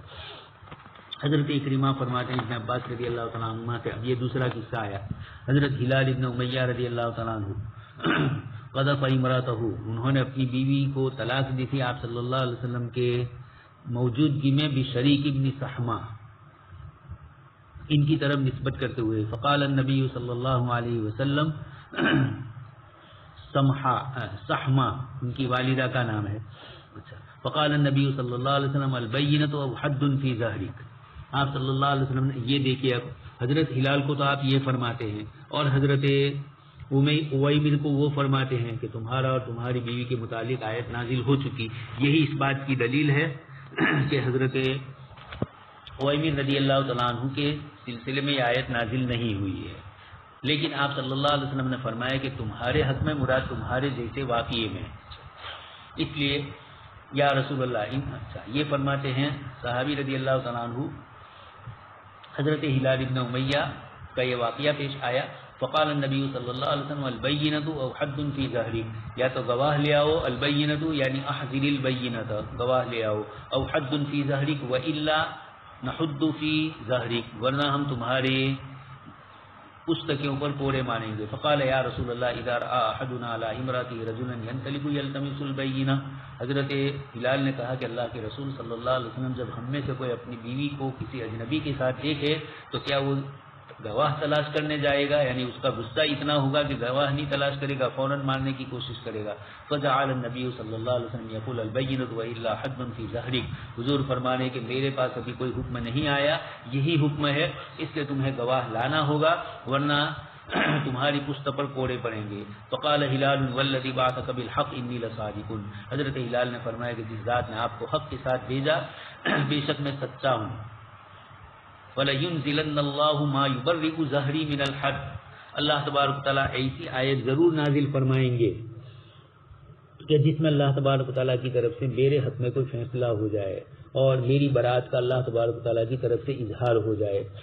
یہ حضرت ہلال رضی اللہ تعالیٰ عنہ نے فرمایا، اتنی وضاحت کے ساتھ انہوں نے صاف فرمایا. اب یہ ہے فنزل جبرائیل، حضرت جبرائیل علیہ السلام تشریف لائے، وانزل علیہ، اور آپ صلی اللہ علیہ وسلم پر یہ آیت کریمہ نازل ہوئی، والذین یرمون ازواجہم، اور پھر آگے پوری آیت ان کان من الصادقین تک، فانصرف النبی صلی اللہ علیہ وسلم، بس آپ صلی اللہ علیہ وسلم لوٹے، یعنی آپ صلی اللہ علیہ وسلم متوجہ ہوئے، فارسل الیہا، اور حضرت خولہ جو ان کی بیوی تھی ان کو بلایا گیا، اور فجاء ہلال، حضرت ہلال آئے، فشہید، انہوں نے گواہیاں دے دی، جو گواہی وَيَدْرَوْ عَنْهَا لَدَابًا تَشْهَدُ أَرْبَعَ شَهَادَاتٍ باللہ کے ذریعے قرآن کی آیت میں موجود ہے۔ والنبی صلی اللہ علیہ وسلم یقول ان اللہ یعلم ان احدکما کاذب فهل منکما تائب، اور آپ صلی اللہ علیہ وسلم یہ فرماتے رہتے تھے بار بار، ان اللہ یعلم، اللہ پاک تو جانتے ہی ہے کہ تم میاں بیوی میں چونکہ گواہ نہیں ہے، اس لیے مرد دعویٰ نہیں کر سکتا گواہی کا، اور عورت انکار کر رہی ہے اور وہ قسم بھی کھا سکتی ہے یا قسم کھا لے، تو ان اللہ یعلم، اس لیے دونوں کو متوجہ کرنے کے لیے فرمایا کہ اللہ پاک خوب جانتے ہیں کہ تم میں سے ایک جھوٹا ہے، فہل منکما تائب، جو جھوٹا ہے وہ خود جانتا ہے، اس لیے کیا وہ توبہ کرے گا؟ اللہ کے نبی صلی اللہ علیہ وسلم نے فیصلہ تو فرما دیا، اس کے بعد آپ صلی اللہ علیہ وسلم نے بچے کے سلسلے میں علامات بتلائی۔ فیصلہ مقصود ہے، علامات مقصود نہیں ہے، علامت تو بات کی چیز ہے، اس لیے احناف اس قسم کی چیزوں کا اعتبار دو نمبر پر کرتے ہیں، پہلے نمبر پر اصول اور ضابطوں کی روشنی میں حضور نے جو فرمایا اسی کا اعتبار ہمارے یہاں ہوتا ہے، اور اسی لیے آپ سن چکے ہیں قیافہ شناس اور اس قسم کے لوگوں کا اعتبار تائید کے لیے تو ہوتا ہے، دلیل کے لیے نہیں ہوتا ہے۔ حضرت زید ابن حارثہ رضی اللہ تعالیٰ عنہ اور حضرت اسامہ ان کے صاحبزادے، پہلے بھی عرض کر چکا ہوں، حضرت زید حسین و جمیل تھے، اور حضرت اسامہ رضی اللہ تعالیٰ عنہ کی رنگت تھوڑی الگ تھی، باپ بیٹے سوئے ہوئے ہیں مسجد میں، اور ایک قیافہ شناس عرب کا گزرا مدلجی، اور اس نے یہ کہا کہ ان هذه الاقدام بعضها من بعض، یہ پیروں کی رنگت چاہے الگ ہے لیکن یہ ایک دوسرے سے ہی ہے، مراد یہی ہے کہ دونوں باپ بیٹے ہی ہیں۔ یہ اللہ کے رسول صلی اللہ علیہ وسلم کی اللہ پاک کی طرف سے اس طرح کی علامتیں بتلائی جاتی تھی، اور آپ صلی اللہ علیہ وسلم قیافہ شناس کی اس طرح کی چیزوں کا کچھ من وجہ اعتبار کرتے تھے، لیکن مکمل اعتبار نہیں ہوتا ہے۔ یہ باتیں اس طرح کی آ چکی، اس سے پہلے ہدایہ وغیرہ میں دلیل آپ سن چکے ہوں گے۔ فہل منکما تائب ثم قامت، عورت کھڑی ہوئی، مرد نے تو گواہیاں دے دی، آپ صلی اللہ علیہ وسلم کو اللہ پاک کی طرف سے معلوم ہوگا، تبھی تو آپ صلی اللہ علیہ وسلم یہ ارشاد فرما رہے ہیں۔ فشہیدت، اس نے بھی 4 گواہیاں دے دی۔ فلما کانت عند الخامسہ، جب 5ویں گواہی دینے کے لیے وہ تیار رہی تو وقفوها، جو صحابہ کرام تھے انہوں نے اس کو روکا کہ ابھی جلدی سے قسم مت کھاؤ ورنہ غضب اللہ والی، بلکہ سمجھ لو، وقالوا انها موجبۃ، بتلایا کہ اب اگر تم یہ 5ویں قسم کھا لو گی تو تمہارا ملاحنہ ختم ہو جائے گا، اور یہ موجبہ اللہ کے عذاب کو لائے گا اگر تم جھوٹی ہو، اس لیے ابھی تمہارے لیے موقع ہے ایک مرتبہ اور اپنی غلطی کا اعتراف کرنے کا، اور اس کی بنیاد پر تم کامیاب ہو سکتی ہو، یعنی یہاں دنیا میں سزا ہو جائے گی لیکن آخرت کی سزا سے محفوظ ہو جاؤ گی۔ قال ابن عباس، حضرت ابن عباس رضی اللہ تعالیٰ عنہ اسی روایت میں فرماتے ہیں کہ یہ عورت نے فطلقت ونکست، تھوڑی اس نے گردن جھکائی، تھوڑی نرم ہوئی اور تھوڑی رخ موڑ دیا، یعنی انداز یہ لگا ہمیں حتی ظننا انہا ترجع، ہمیں یہ ہونے لگا کہ یقیناً یہ عورت اب رجوع کر لے گی، یعنی اعتراف کر لے گی کہ میں قصوروار ہوں، اجنبی آدمی سے میرا، وہ جن کا نام لیا گیا حضرت شریک ابن سحمہ، ان کے ساتھ میرا مسئلہ تھا۔ ثم قال، لیکن فوراً اس کے بعد ان کے اوپر شیطان کا غلبہ ہو گیا، اور لا اجزہ قومی سائر الیوم، میں ہمیشہ اپنی قوم کو رسوا نہیں کروں گی، سائر الیوم مراد پوری زندگی، اس لیے کہ جب تک میں زندہ رہوں گی، میں جب راستوں سے گزروں گی یا لوگوں کی مجلسوں میں کوئی گفتگو اس طرح کا کوئی واقعہ پیش آیا ہوا ہوگا یا ایسا ملتا جلتا کوئی موقع ہوگا، تو ایسے موقع پر لوگ میرا نام لے کر یاد کریں گے کہ فلانا آدمی کی بیوی تھی، فلانے کی لڑکی تھی، فلانے کی بیوی تھی، اور انہوں نے بھی کسی اجنبی کے ساتھ اس طرح کیا۔ فمدت، اور پھر وہ عورت 5ویں گواہی بھی دینے کے لیے گزر چکی، یعنی 5ویں گواہی بھی اس نے دے دی۔ وقال النبی صلی اللہ علیہ وسلم ابصروها، پھر آپ صلی اللہ علیہ وسلم نے فرمایا کہ دیکھو اس کو، فإن جاءت به أكحل العينين سرمگی آنکھوں والا، سابغ الیتین موٹے سورین والا، خدلج الساقین اور موٹی پنڈلیوں والا، فهو لشریک ابن سہما، تو یہ بچہ شریک ابن سہما کا ہوگا. فجاءت كذلك، چنانچہ ایسا ہی ہوا، اسی طرح بچہ پیدا ہوا. فقال النبی صلی اللہ علیہ وسلم لولا ما مضى من کتاب اللہ لکان لی ولہا شان. تو آپ صلی اللہ علیہ وسلم نے فرمایا کہ اگر اللہ لولا ما مضى من کتاب اللہ، اللہ کی کتاب سے آیت لیان جو ہے وہ نہ گزرتی، لکان لی ولہا شان، تو میرے اور اس کے لیے حال ہوتا. یہاں اس روایت سے پتہ چلتا ہے کہ اس عورت کے متعلق آپ صلی اللہ علیہ وسلم نے فرمایا، لیکن کتاب اللیان میں یہ گفتگو آگے آئے گی کہ آپ صلی اللہ علیہ وسلم نے ان کے متعلق فرمایا یا اور کوئی عورت تھی مدینہ منورہ میں جو اس طرح مشہور تھی، آپ صلی اللہ علیہ وسلم نے اس کی طرف نسبت فرمائی. ہو سکتا ہے روایتیں الگ الگ قسم کی ہے، اس لیے ہم کوئی قطعی طور پر کوئی بات نہیں کہہ سکتے ہیں، لیکن روایت میں یہاں جو لفظ ہے لکان علی ولہا شانون، اس سے اتنا معلوم ہو رہا ہے کہ چونکہ آیت ملاعنہ تو ان لوگوں کے لیے ہے کہ جس کے اندر دونوں اپنے آپ کو ٹھیک سمجھ رہے ہیں، اور اسی لیے میں نے آپ کو کہا کہ ملاعنہ جو ہو رہا ہے مرد کی طرف سے جب ملاعنہ ہوتا ہے تو یہ سمجھا جاتا ہے کہ مرد نے اپنی بیوی پر تہمت لگائی اور اس کی سزا جس طریقے سے حد قذف ہے، اس طریقے سے یہاں پر بھی اس کی سزا حد قذف یہاں اس لیے نہیں ہے کہ گواہ عورت یعنی مرد کہہ رہا ہے، اس کے پاس گواہ نہیں ہے. اب وہ سچا ہے کہ جھوٹا یہ معلوم نہیں ہے، کبھی ہو بھی سکتا ہے اپنی بیوی کو طلاق دینے کے لیے علیحدہ کرنی ہے تو ایسی تہمت لگا دے. بلکہ عجیب عجیب ہوتا ہے، ایک گھر میں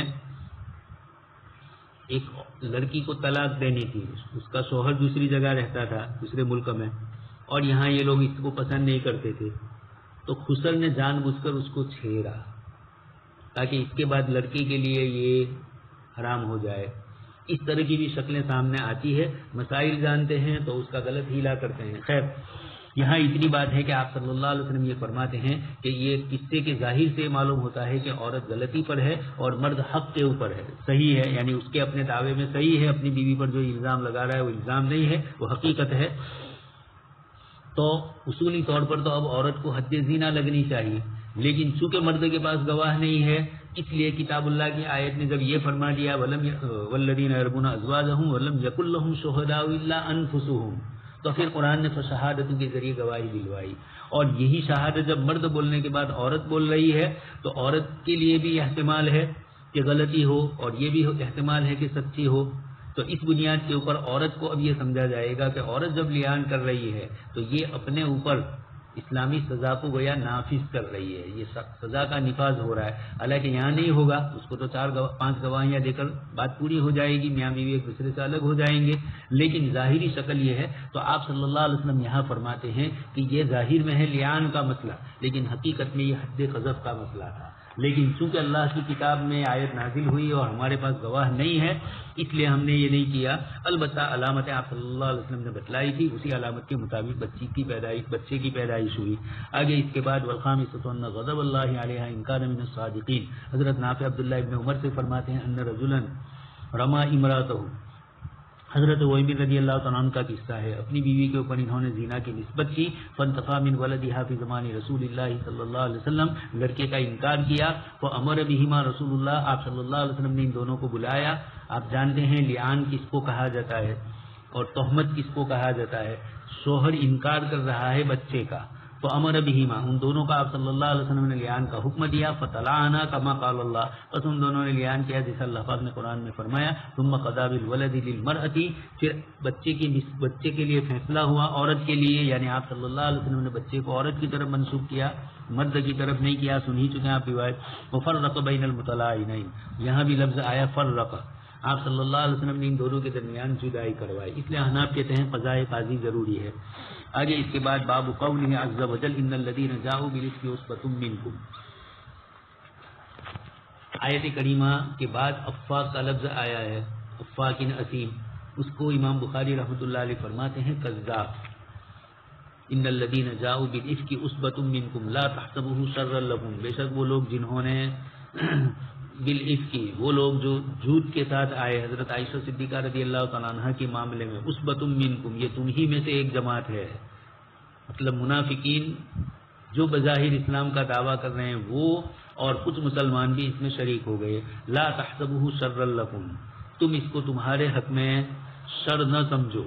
عفق کے لیے آپ صلی اللہ علیہ وسلم اور صحابہ کرام کو خطاب ہے جو پریشان تھے اس معاملے میں. اللہ پاک فرماتے ہیں کہ حضرت صفوان، حضرت عائشہ، یہ تم حضرات کے لیے جو برا ظاہر میں نظر آ رہا ہے لیکن ایسا نہیں ہے، بل ہوا خیر لکم، تمہارے لیے بہت بڑے ثواب کا کام ہے. معلوم ہوا اللہ پاک کی طرف سے جب ایمان والوں پر کوئی حالات آتے ہیں، کوئی مصیبت آتی ہے، کوئی پریشانی آتی ہے تو یہ ان کے حق میں شر نہیں ہوتا ہے، ان کے حق میں خیر ہی ہوتی ہے.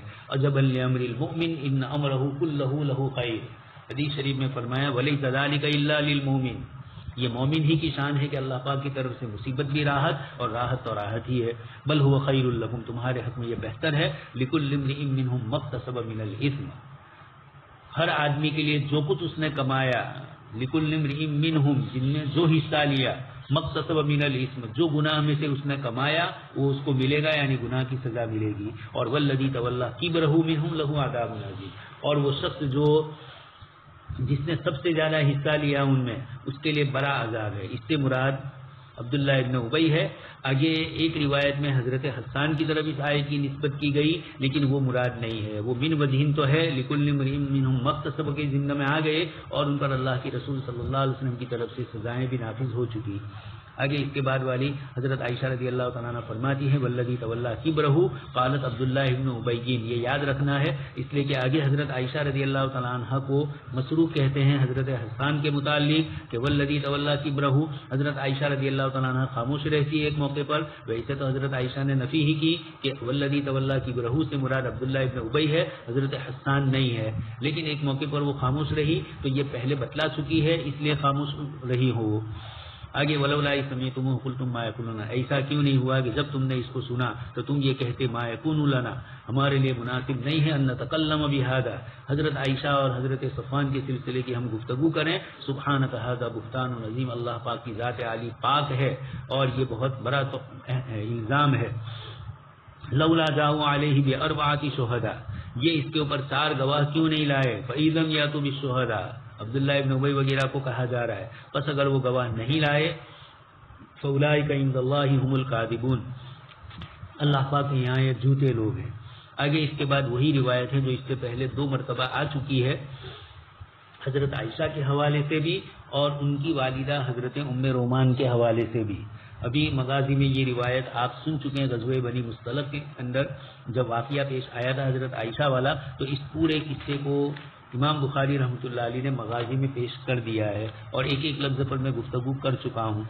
اس لیے اس روایت کو آپ کے بعد والی کوئی لفظ بالکل نیا نہیں ہے، سارے الفاظ وہی ہے اور ساری عبارتیں وہی ہے جو اس سے پہلے سن چکے ہیں. 2 مرتبہ یہ روایت آ چکی ہے اور آگے بھی بخاری میں کہیں آئے گی دوسری جگہ پر بھی. آگے اس کے بعد والا ہے ولولا فضل اللہ علیکم ورحمتہ فی الدنیا والآخرہ لمسکم فیما افضتم فیہ عذاب عظیم، اگر اللہ تبارک تعالیٰ کا فضل نہ ہوتا تم پر اور اس کی رحمت نہ ہوتی دنیا اور آخرت میں تو لمسکم فیما افضتم فیہ عذاب عظیم، تو تمہیں عذاب عظیم محسوس ہوتا. فیما افضتم فیہ، اس چیز میں جو تم نے چلائی. مراد یہ ہے عبداللہ ابن ابی اور دیگر حضرات کو یہ تنبیہ کی جا رہی ہے جو ظاہر میں اپنے آپ کو مسلمان کہہ رہے تھے وہ بھی، اور جو حقیقت میں مسلمان تھے حضرت حسان وغیرہ، ان سب کو اس آیت میں اللہ کے رسول صلی اللہ علیہ وسلم کی نسبت سے یہ روایتیں ان کو پیش کی جا رہی، آیتیں پیش کی جا رہی ہے اور اس کے ضمن میں ان کو کہا جاتا ہے کہ اس طریقے سے اللہ تبارک تعالیٰ کی طرف سے تمہارے ساتھ ہوگا. اس کے بعد حضرت ام رومان والی روایت ہے، رومان والی، یہ روایت بھی آپ سن چکے ہیں. کچھ کلمات میں اختلاف ہے حضرت عائشہ کی روایت میں اور حضرت ام رومان کی، لیکن حضرت عائشہ والی جو روایت ہے اس کو ترجیح دی جائے گی. جیسے کہ حضرت ام رومان کی روایت میں ہے کہ ایک عورت رونے لگی انصار میں سے اور وہ کہنے لگی کہ میرا بچہ بھی شریک تھا، جبکہ انصار میں سے نہیں تھی. حضرت مصطح جو تھے اور ام مصطح یہ تو آپ صلی اللہ علیہ وسلم اور حضرت ابوبکر صدیق کے ساتھ قریش میں سے تھی، اس لیے وہ مراد نہیں ہے. حضرت عائشہ کی روایت میں اتنا ضرور ہے کہ ایک انصاریہ پڑوس میں رہنے والی کوئی عورت تھی، وہ آئی اور آ کر وہ ہم لوگ روتے تھے تو وہ بھی رونے لگی، اس کو بھی احساس تھا اس بات کا، مومنہ تھی پکی. تو اس روایت میں یہ معلوم ہوتا ہے کہ وہ اپنے بیٹے وغیرہ کی وجہ سے نہیں بلکہ حضرت عائشہ نے جو واقعہ سنا اور وہاں مجلس میں وہ موجود تھی تو بالکل مشاہدہ ہو رہا تھا واقعے کا، حضرت عائشہ کا رونا، ان کی والدہ کی بے چینی، حضرت ابوبکر صدیق کی غمگینی، اللہ کے رسول صلی اللہ علیہ وسلم کا حزن و ملال، یہ سب چیزیں اس عورت نے دیکھا. اور مدینہ منورہ میں ہر جگہ پر یہ چیز پھیل چکی تھی، یہ واقعہ مشہور ہو چکا تھا. منافقین نے بڑھ چڑھ کر اس میں حصہ لیا، اس کی اشاعت کرنے کے اندر اسی کو اللہ تبارک تعالیٰ نے منع فرمایا، ان باتوں سے دلچسپی لینے سے بھی منع فرمایا. یہاں آیت آگے ہے وقال مجاہد تلقونہ، آیت کریمہ جو ہے تلقونہ، اس تلقونہ بایدیکم، تم اپنے ہاتھوں سے اس کو اونچک رہے تھے. مراد یہی ہے ایک سے دوسرا، دوسرے سے تیسرا، اس طرح تمہارے درمیان یہ واقعہ پہنچ رہا تھا. یرویہ بعضکم عن بعض، ایک دوسرے سے تم نقل کر رہے تھے. اور تفیدون، افضتم کا لفظ اوپر آیت میں آیا تو اذ تفیدون فی، آیت کریمہ میں ہے تفیدون، سورہ یونس میں بھی ہے اذ تفیدون فی، اور یہاں پر سورہ احقاف میں بھی یہ لفظ ہے تقولون. تفیدون ای تقولون، تم کہہ رہے تھے، تفیدون فیہ، تم کہہ رہے تھے اپنی طرف سے. اور اسی طریقے سے فیما افضتم فیہ، یہاں بھی لفظ آیا تو افاد یفید افاظ، اسی سے کہتے ہیں آپ سے افادہ حاصل کریں ہم، استفادہ اور افادہ. خیر ایک تو افادہ آتا ہے دال کے ساتھ، وہ الگ ہے، اور افض افادہ تقولون بولنا. تو فیما افضتم، تم نے اپنی زبانوں سے جو اظہار کیے تھے اللہ تبارک تعالیٰ اس کو معاف نہیں کریں گے، زبان کے گناہ بڑے خطرناک ہیں. اسی لیے حضرت ام رومان والی روایت میں بھی وہی بات ذکر فرمائی اذ تلقونہ. آپ سنیں گے آگے اور پہلے بھی سن چکے ہیں، حضرت عائشہ پڑھتی تھی تلیقونہ، دوسرے حضرات تو تلقونہ پڑھتے ہیں، زبان در زبان لینا، ایک بولتا ہے دوسرا سنتا ہے پھر وہ تیسرے کو سناتا ہے. رات دن اس طرح دیکھتے ہیں بری چیزوں کا افشا جلدی سے ہوتا ہے، تو یہ افضتم سے یہ بھی مراد ہوا. اور تلقون کا بھی یہی، ایک کی زبان سے دوسرا لیتا ہے. وتقولون بافواہکم ما لیس لکم بہ علم، اور تم اپنی زبانوں سے ایسی باتیں کہتے تھے جس کا تم کو علم ہرگز نہیں تھا. وتحسبونہ ہینا، تم اس معاملے کو نرم سمجھ رہے تھے. وہو عند اللہ عظیم، اور یہ معاملہ اللہ پاک کے یہاں آسان نہیں تھا. نبی کی حرم میں رخنہ اندازی کی جا رہی ہے. منافقین نے، مفسرین نے اسی لیے لکھا کہ جب ہر چہار سمت سے منافقین اور مشرکین مایوس ہو گئے تو اب سماجی زندگی پر آئے اور آپ صلی اللہ علیہ وسلم کے گھر میں آ کر اس طرح کے مسائل کھڑے کرنے کی کوششیں کی، آپ کی ازواج مطہرات کے متعلق غلط بکواسات کرنا شروع کی. آگے اس کے بعد سمعت عائشہ رضی اللہ تعالی عنہا تقرأ اذ تلیقونہ بألسنتکم، یہ آ گیا ولق الرجل اذا کذب، جبکہ تم اپنی زبانوں سے جھوٹ بول رہے تھے. تلقونہ مفہوم ایک ہی ہوا. پہلے مفہوم میں یہ ہوا کہ ایک سے دوسرے، دوسرے سے تیسرے تک بات پہنچ رہی ہے، وہ سچی ہے کہ جھوٹی ابھی اس پر گفتگو نہیں. نفس تلقو کا معنی ادھر سے ادھر منتقل کرنا. حضرت عائشہ اس کے بجائے اس کو تلیقونہ پڑھتی تھی اور یہ بتلاتی تھی کہ طلب کے اندر چونکہ جھوٹ کا مفہوم ہے، وہاں بھی پہلے میں بھی یہی ہے لیکن پہلے میں واضح نہیں ہے، اور یہاں جب تلیقو پڑھ لیا تو تلیق و ولق یلیقو کا معنی ہی ہے جھوٹ بولنا. تو اب یہاں صاف ہو گیا کہ تم اپنی زبانوں سے جھوٹ بولتے تھے. یہ منافقین اور جو دوسرے مسلمان شریک تھے، یہ آیت کریمہ ان کے لیے بڑی بھاری ہے. تلقونہ کے مفہوم بھی بھاری تھا لیکن تلیقونہ تو اور زیادہ. حضرت عائشہ قرات اس کی اس طرح پڑھتی تھی، تو سیدھا ہی کہتی تھی کہ تلقون میں جو مفہوم ہے وہ صرف کہنا نہیں تھا، وہ جھوٹ کہنا ہی تھا، اس میں کسی قسم کی سچ کی کوئی آمیزشی نہیں تھی. آگے آیت باب قولہ ولولا اذ سمعتموہ قلتم ما یکون لنا ان نتکلم بہذا سبحانک ھذا بہتان عظیم. ایسا کیوں نہیں ہوا کہ جب تم نے اس کو سنا تو تم یہ کہتے کہ ہمارے لیے یہ مناسب نہیں ہے ان نتکلم بہذا، کہ ہم اس پر گفتگو کریں، اس لیے کہ جب بات ہی کا کچھ پتہ نہیں ہے تو کیا گفتگو کرنے کی. سبحانک، اللہ پاک کی ذات عالی پاک ہے کہ اس کے نیک اور صالح بندوں پر اس طرح کی تہمتیں لگائی جائے. ھذا بہتان عظیم، یہ اللہ پاک فرما رہے ہیں، یہ بالکل واضح جھوٹ تھا. چنانچہ حضرت ابو ایوب انصاری رضی اللہ تعالیٰ عنہ کے متعلق بھی آتا ہے کہ آپ کو آپ کی بیوی نے پوچھا تو حضرت ابو ایوب انصاری رضی اللہ تعالیٰ عنہ نے فرمایا کہ حضرت عائشہ کی جگہ پر تم پر اگر یہ الزام ہوتا تو تم کیا کہتی اور کیا کرتی. ڈر گئی.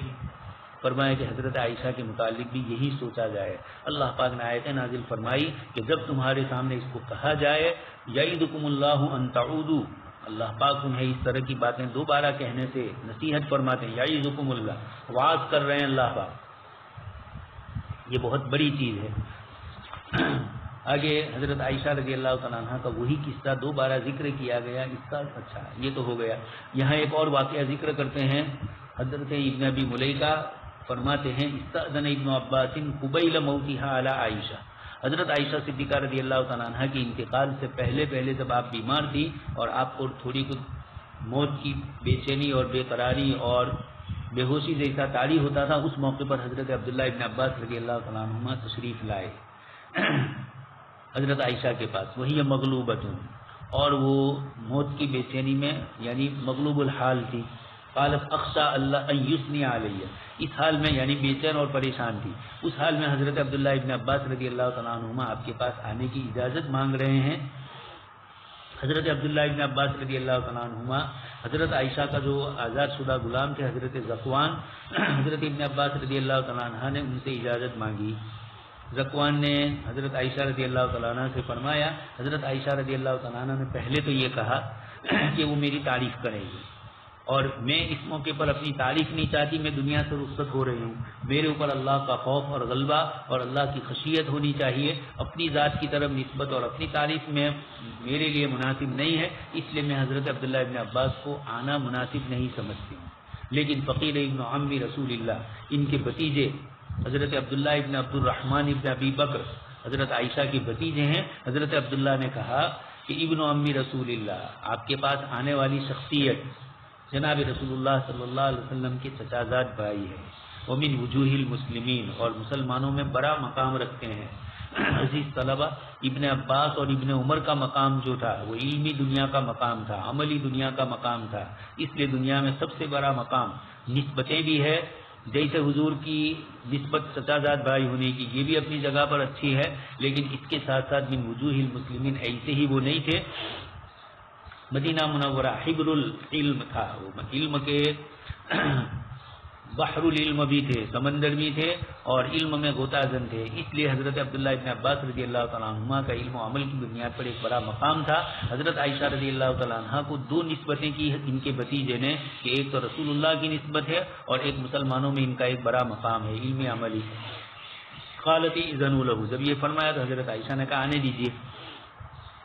فقال کیف تجیدینکی، حضرت ابن عباس تشریف لائے اور آ کر کہا حضرت عائشہ رضی اللہ تعالیٰ عنہ سے کہ آپ کا حال کیا ہے. حضرت عائشہ رضی اللہ تعالیٰ عنہ نے فرمایا بخیر ان اتقیت، اگر میں تقوی کے ساتھ رہی، اللہ کا خوف اور خشیت میرے اوپر ہے، تب تو دنیا سے میرا جانا اچھا ہوگا. لیکن تو حضرت عبداللہ ابن عباس نے فرمایا فانتی بخیر انشاءاللہ، آپ تو بھلائی کے ساتھ ہو انشاءاللہ، اس لیے کہ آپ زوجۃ رسول اللہ، آپ صلی اللہ علیہ وسلم کی اہلیہ محترمہ ہو. ولم ینکح بکرن غیرکی، حضور نے آپ کے علاوہ کسی کنواری عورت سے شادی نہیں فرمائی. ونزل عذرکی من السماء، امام بخاری اس روایت کو اسی لفظ کی نسبت سے لائے کہ اللہ پاک نے تمہارے بے قصور ہونے کو، بے عیب ہونے کو، تمہاری پاک دامنی کو اللہ پاک نے آسمان سے اتارا. تم پر جو الزام لگایا گیا تھا، اس الزام سے اللہ پاک نے تمہیں بری کر کے سبحانک ھذا بہتان عظیم سے بہتان لگانے والوں کے اوپر بہت بڑی تھپڑ لگائی ہے. ودخل ابن زبیر خلافہ، حضرت ابن عباس یہ تھوڑی باتیں کہہ کر باہر نکلے اور اندر حضرت عبداللہ ابن زبیر کا تھوڑی دیر کے بعد آنا ہوا فوراً. تو ایک گئے اور دوسرے تشریف لا رہے ہیں.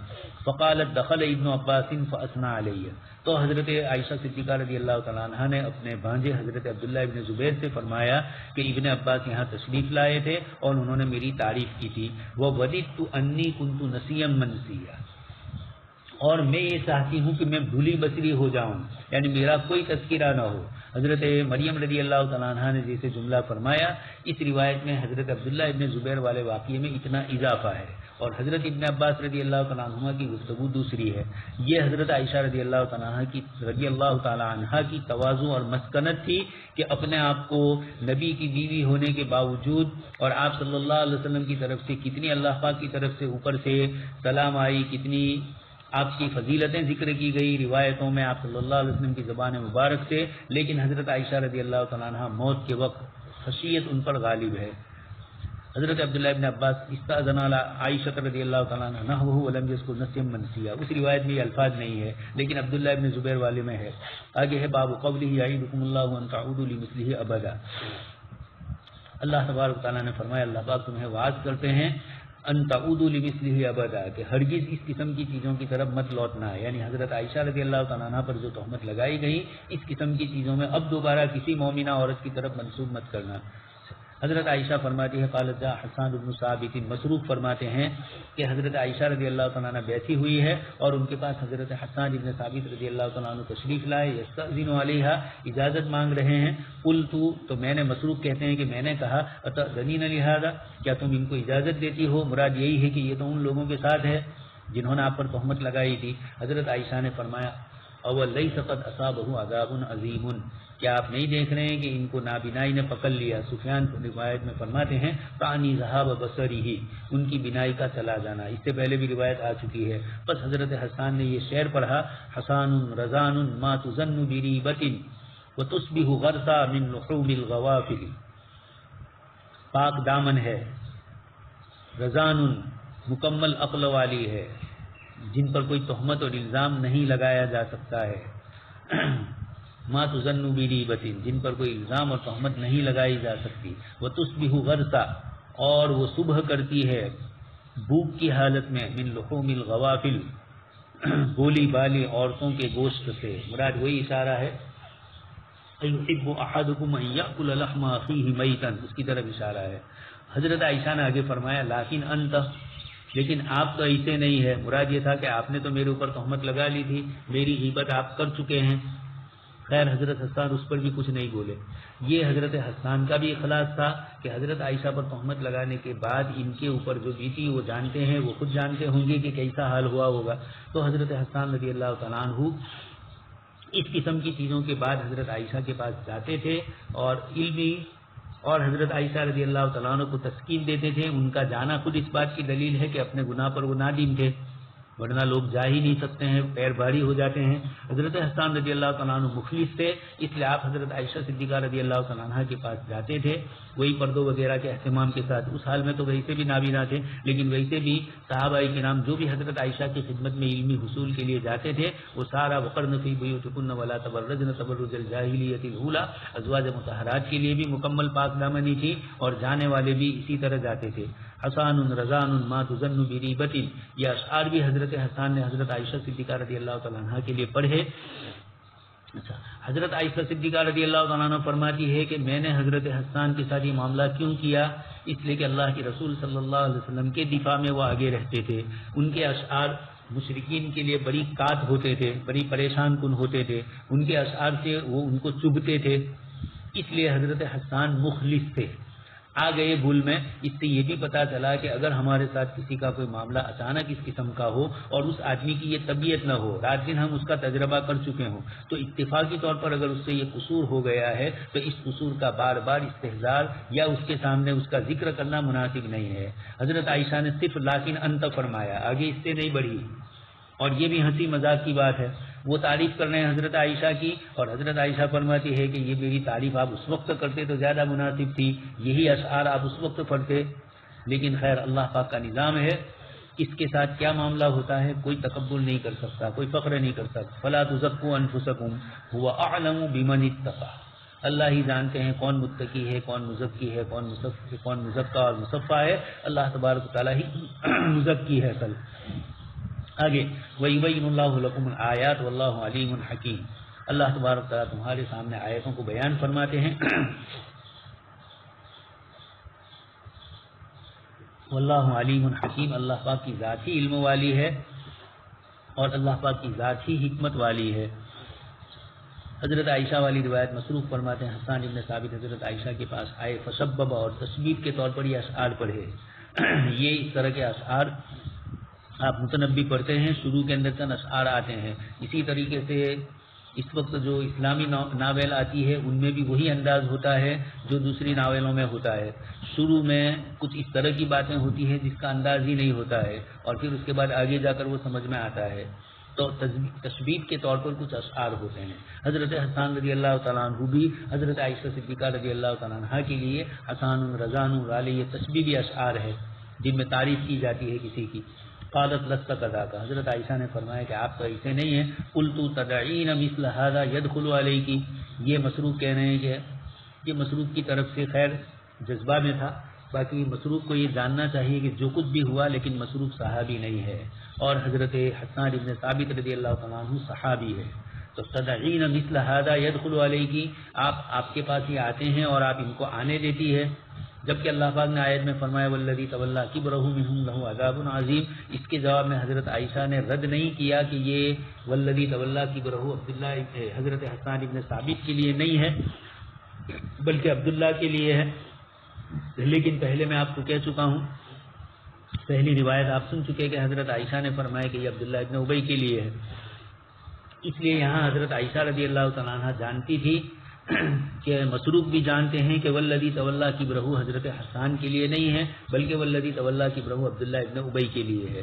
فقالت وای عذاب اشد من العمی, حضرت عائشہ نے بات بدل لی اور یہ فرمایا کہ ان کی نابینائی یہ ان کے لیے کم عذاب ہے, نابینا ہونا بڑی تکلیف ہے. اسی لیے تو حدیث شریف میں فرمایا حبیبتیہ, جب اللہ پاک اپنے کسی بندے کی دو حبیب چیزیں لے لیتے ہیں, دو آنکھیں لے لیتے ہیں, انسان دنیا میں رہتے ہوئے ہی زندگی کے باوجود موت کی شکل نظر آئے, ہر چیز میں دوسرے کا محتاج, اللہ پاک حفاظت فرمائے. تو حضرت حسان رضی اللہ تعالیٰ عنہ کی یہ حضرت عائشہ کا یہ کہنا نہیں ہے کہ میری وجہ سے یہ ہوا ہے.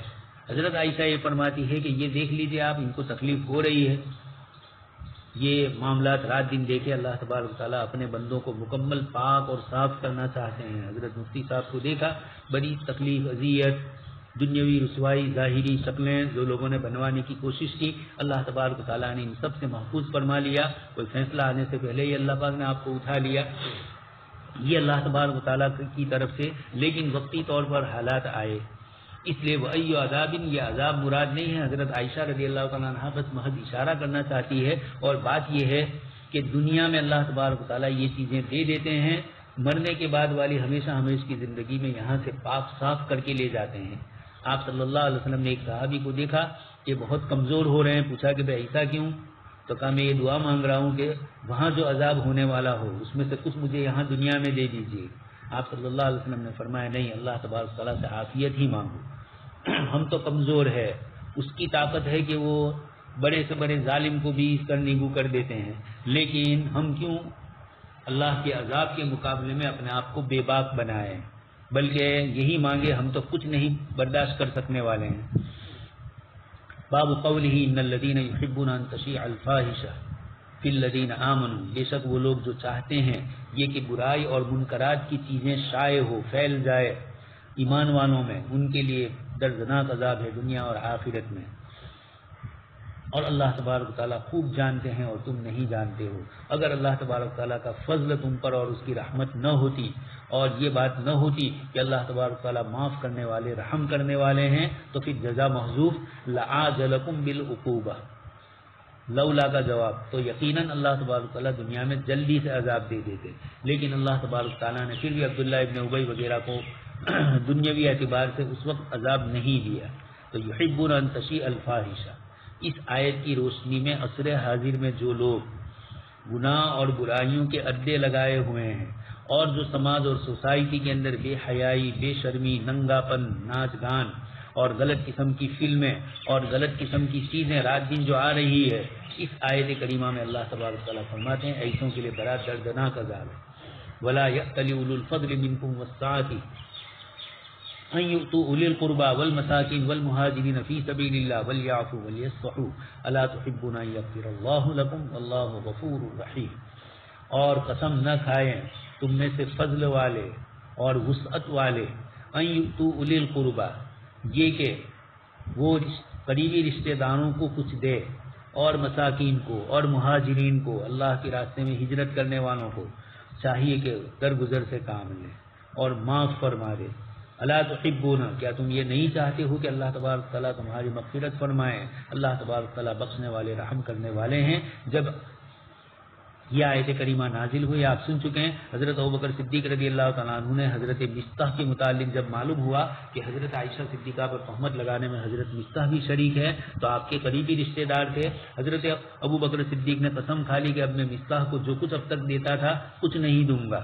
اللہ تبارک و تعالیٰ نے حضرت ابوبکر صدیق کو فرمایا الا تحبون, یہ سائیکولوجیکل جواب ہے تم یہاں معاف کرو گے تو اللہ تمہیں معاف کریں گے، کیا تم یہ نہیں چاہتے کہ اللہ تمہاری بخشش کرے؟ روایتوں میں آتا ہے حضرت ابوبکر صدیق نے فرمایا کہ کیوں نہیں، میں ضرور معاف کر دوں گا، اور میں اللہ کی مغفرت اور رحمت کا طالب ہوں۔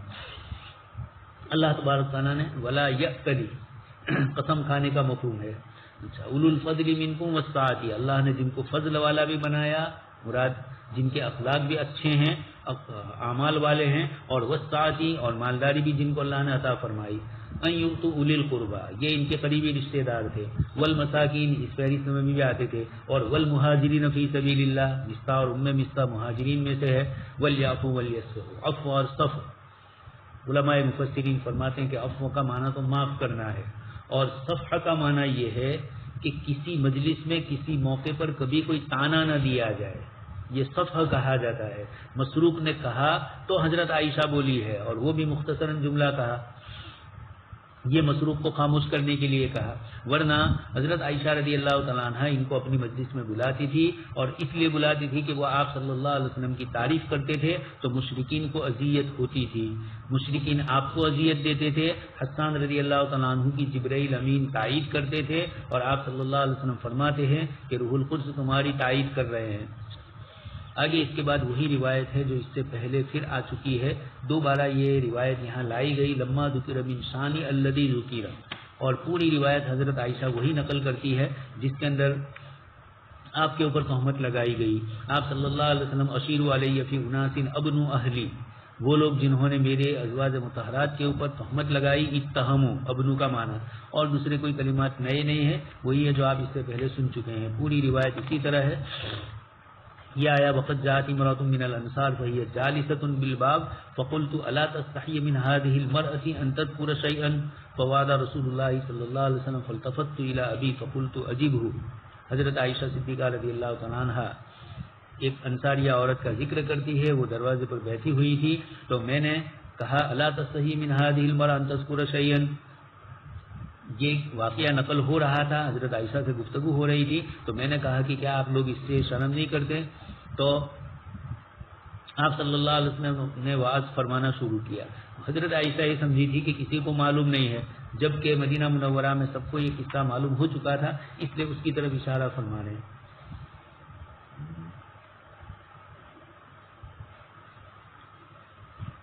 آگے وہی یہ روایت پوری، وکنت اشد ما کنت غضبا فقال لی ابوائے، حضور کے ساتھ جو معاملہ ہوا، حضرت یوسف علیہ السلام کے والد کا نام لے کر والد کا نام نہیں لے سکے تو ابا یوسف کا جملہ کہا، اس کو بھی ذکر کیا گیا۔ حضرت علی رضی اللہ تعالیٰ عنہ اور حضرت بریرہ رضی اللہ تعالیٰ عنہ کا واقعہ، اس کو بھی ذکر فرمایا کہ کس کس طریقے سے یہ معاملہ پیش آیا، اور حضرت بریرہ نے اس کا جواب دیا، اس کو بھی ذکر فرمایا۔ فقالت سبحان اللہ، حاجمہ نے کہا واللہ ما علمت علیہا الا ما یعلم السائب علی صبر الذهب الاحمر وبلغ الامر الى ذلك الرجل الذي قیل له، حضرت صفوان کے متعلق واللہ ما کشفت کنف انثى قط، یہ جملہ ہے حضرت صفوان رضی اللہ تعالیٰ عنہ کا کہ اللہ کی قسم میں نے کبھی کسی عورت کا کندھا نہیں کھولا، یعنی بدن کا پچھلا حصہ اوپر سے بھی نہیں کھولا۔ حضرت عائشہ فرماتی ہیں فقتل شہیدا فی سبیل اللہ، اس لفظ کے اوپر واللہ ما کشفت کنف انثى، کچھ حضرات کا کہنا ہے کہ اس وقت تو انہوں نے شادی نہیں کی تھی، اس لیے ان کی بات صحیح تھی، لیکن بعد میں انہوں نے شادی کی، تو یہ جملہ انہوں نے اسی موقع پر تو فرمایا تھا اگر ان کی شادی ہوئی ہو تو، یا یہ مطلوب تھا کہ ناجائز طریقے سے میں نے کبھی کسی عورت کا، اور جب کسی عورت سے شادی کی فمن ابتغى وراء ذلك فاولئک هم العادون ہے، لیکن والذین هم لفروجهم حافظون الا على ازواجهم او ما ملكت ايمانهم، اس لیے یہ ان کا جملہ یا تو شادی نہیں ہوئی، یا اگر ہوئی ہے تو جس وقت یہ جملہ کہا تھا اس وقت ان کی شادی نہیں ہوئی تھی، یا یہ کہ اس وقت بھی اگر ہوئی ہے تو یہ جواب کہ یہ اجنبیہ کے لیے کہہ رہے ہیں، اپنی بیوی کے لیے تو ہے ہی نہیں یہ مسئلہ۔ اللہ تبارک تعالیٰ نے آپ کو غزوہ آرمینیہ میں بھیجا حضرت عمر ابن خطاب رضی اللہ تعالیٰ عنہ کی خلافت کے زمانے میں، اور آپ شہید ہوئے، حضرت صفوان بن معطل رضی اللہ تعالیٰ عنہ۔ باب قوله وَلْيَضْرِبْنَ بِخُمُورِهِنَّ عَلَى جُيُوبِهِنَّ، اور چاہیے کہ وہ ڈال دے اپنی اوڑھنیوں کو اپنے سینوں کے اوپر۔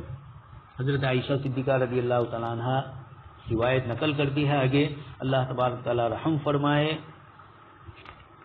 نساء المہاجرات الاول، اللہ تبارک تعالیٰ ان عورتوں پر رحم فرمائے جو مہاجرین میں سے پہلی عورتیں تھیں. یہ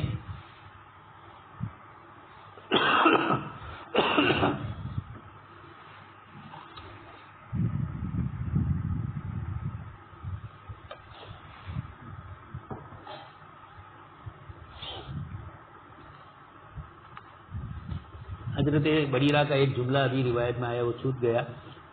حضرت عائشہ رضی اللہ تعالیٰ عنہ کو وہ فرماتی کہ میں ان کو ایسی پاک دامن سمجھتی ہوں، جیسے ابھی کہا الا ما یعلم السائب علی تبر الذهب الاحمر، سونار خالص کندن سرخ سونے کو بے عیب سمجھتا ہے. یعنی سونار سونے کو جیسے ہمارے یہاں بھی بولتے ہیں کھن کھنا کے ہم لیتے ہیں.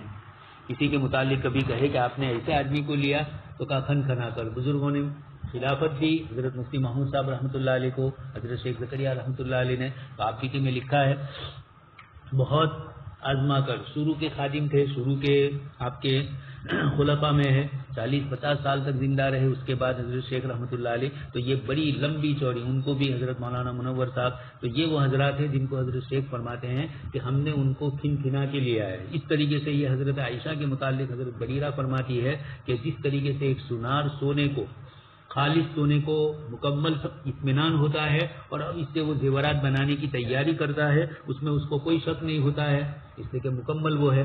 تو اس طریقے سے حضرت عائشہ رضی اللہ تعالیٰ عنہ بھی کندن سونا ہے، صاف سونا ہے، ان پر کوئی الزام لگانے کی کسی طرح کی کوئی امکان اور گنجائش نہیں ہے. حضرت عائشہ رضی اللہ تعالیٰ عنہ اس روایت میں فرماتے ہیں نساء المہاجرات الاول، پہلی نئی شروع میں ایمان لانے والی، السابقون الاولین والی. لما انزل اللہ تعالی، جب اللہ تبارک تعالیٰ نے نازل فرمایا. اس روایت میں جب مہاجرات الاول کہا تو مہاجرات تو شامل ہوئی، لیکن دوسری ایک روایت حاکم وغیرہ کی ہے، اس کے اندر انصار کا لفظ بھی ہے. تو یقیناً مہاجرین اور انصار دونوں شامل ہوں گی کہ انصار کی عورتوں نے بھی جب یہ آیت نازل ہوئی، مدینہ میں یہ آیت نازل ہوئی ہے اور انہوں نے اس میں زیادہ اہتمام فرمایا، اس لیے ان کا ذکر اس اعتبار سے. اور مہاجرات الاول مکہ مکرمہ میں تھی، ایمان لائی تھی، اس وقت بھی وہ وہاں باقاعدہ رہتی تھی پردے کے اہتمام کے ساتھ. آپ جانتے ہیں قبائل کی دنیا ایسی ہوتی ہے کہ جس کے اندر جیسے ابھی یہاں کل اخبار میں آیا، بنی کا جو علاقہ ہمارا کچھ کا ہے، مسلمانوں ہی کا علاقہ ہے، سب سے کم وہاں کورونا کی بیماری پھیلی. اس کی وجہ جو انہوں نے ذکر کی اس میں ایک تو یہ کہ یہ باہر نہیں نکلتے ہیں، وہ بھی حدیث شریف سے ثابت، اور دوسرا یہ کہا کہ ان کے یہاں پردے کا اہتمام ہے، عورتیں مردوں سے، مرد عورتوں سے ایک دوسرے سے غلط ملط نہیں ہوتے ہیں. تو یہ سیدھا یہ نہیں کہا کہ اسلام کی علامتیں یہ دونوں، لیکن اتنی بات کہی کہ اس لیے وہاں کم ہے. لیکن جو مسلمان تھے انہوں نے اس کو ذکر کیا، جن کا انٹرویو لیا گیا انہوں نے صاف کہا کہ ہم لوگ چونکہ اس طریقے سے رہتے ہیں اس نسبت سے ہماری یہاں یہ بیماری کم آئی. خیر، بنی کا علاقہ کچھ کا ہے. لما انزل اللہ ولیضربن بخمورہن علی جیوبہن شققن مروتہن فاختمرن بہ. یہ مہاجرات اول نے ایسا کیا کہ جب یہ آیت کریمہ نازل ہوئی تو انہوں نے اپنی چادریں جو اوڑھی تھی ان چادروں کو پھاڑ دیا اور فاختمرن بہ، اور ان سے اوڑھنی بنائی. اب اس کو سمجھنا ہے. اور اب جاہلیت میں بھی ایک تو شریف طبقہ ہر زمانے میں ہوتا ہے، آج بھی اتنی دنیا بگڑی، لیکن آپ دیکھ رہے ہیں ہماری جو پرانی بھولی بھالی عورتیں ہوتی ہے، دیندار عورتیں ہوتی ہے، وہ بڑے پردے کا اہتمام کرتی ہے، مردوں سے زیادہ خلط ملط نہیں ہوتی ہے، باتیں نہیں کرتی ہے، کپڑے بھی اپنے اس طرح کے رکھتی ہے. تو ایک تو وہ ہے. اور ایک کچھ عورتیں جاہلیت میں اس طریقے کی ہوتی تھی، چاہے اسلام نہیں لائی تھی، لیکن اس کے باوجود وہاں کی سماجیات کے اعتبار سے پردوں کا اہتمام ان کے یہاں زیادہ. جیسا آپ دیکھ رہے ہیں آدیواسی عورتیں ہمارے یہاں آج بھی بہت مکمل طور پر پردے کے ساتھ رہتی ہے، اہتمام کرتی ہے، اس کا ایمان نہیں ہے، اس کے باوجود وہ اپنے سماجی زندگی کے اعتبار سے اس کو بڑا اہم سمجھتی ہے. تو شققن مروتہن، انہوں نے یعنی جاہلیت میں اس طرح کی عورتیں ہوتی تھی کہ ایک تو وہ طبقہ ہوتا تھا جو اس طرح کا شریف ہوتا تھا، اور کچھ عورتیں وہ ہوتی تھی جو اپنی اوڑھنی ڈالتی تو تھی سر کے اوپر لیکن پھر اس کو نیچے اتار دیتی تھی. ہمارے دیہاتوں میں ابھی بھی آپ دیکھ رہے ہیں ہماری عورتیں پردے نہیں کرتی ہے اور محلوں میں ادھر سے ادھر گزرتی ہے تو کپڑا ڈالے ہوئے یا بازاروں میں بھی جاتی ہے تو برقعے کا اہتمام کم ہوتا ہے، بلکہ اوڑھنی کا بھی اہتمام کم ہوتا ہے، اور اس طریقے سے اوڑھنیاں کندھے پر ڈال دی جاتی ہے، اور اس سے ان کے بدن کا آگے کا جو سطر کا حصہ ہے یہ کھل جاتا ہے، سینے کا حصہ کھل جاتا ہے۔ اس زمانے میں بھی عورتیں ایسا کرتی تھی، تو چادریں تو ڈالی ہوئی ہوتی تھی لیکن اندر اوڑھنی نہیں ہوتی تھی، چادر نیچے اتر جائے۔ تو یہ فرمایا، جیسے سورت ضلع کی بڑی بوڑھی عورتیں بھی 80 سال کی 85 سال کی بھی ہم نے دیکھی کہ ترکے سر میں بھی اور اطراف کے اور بھی دوسرے دیہاتوں میں کہ بڑا اہتمام ہوتا ہے، بلکہ وہ زیادہ اہتمام سے رہتی ہے، آتی بھی نہیں بچوں کے سامنے۔ اور ایک تو بڑا کپڑا اوڑھنی کا ڈالنا، اور ایک چھوٹا سا کپڑا ڈال دیتی تھی تاکہ ان کے سر کے بال نہ کھلنے پائے۔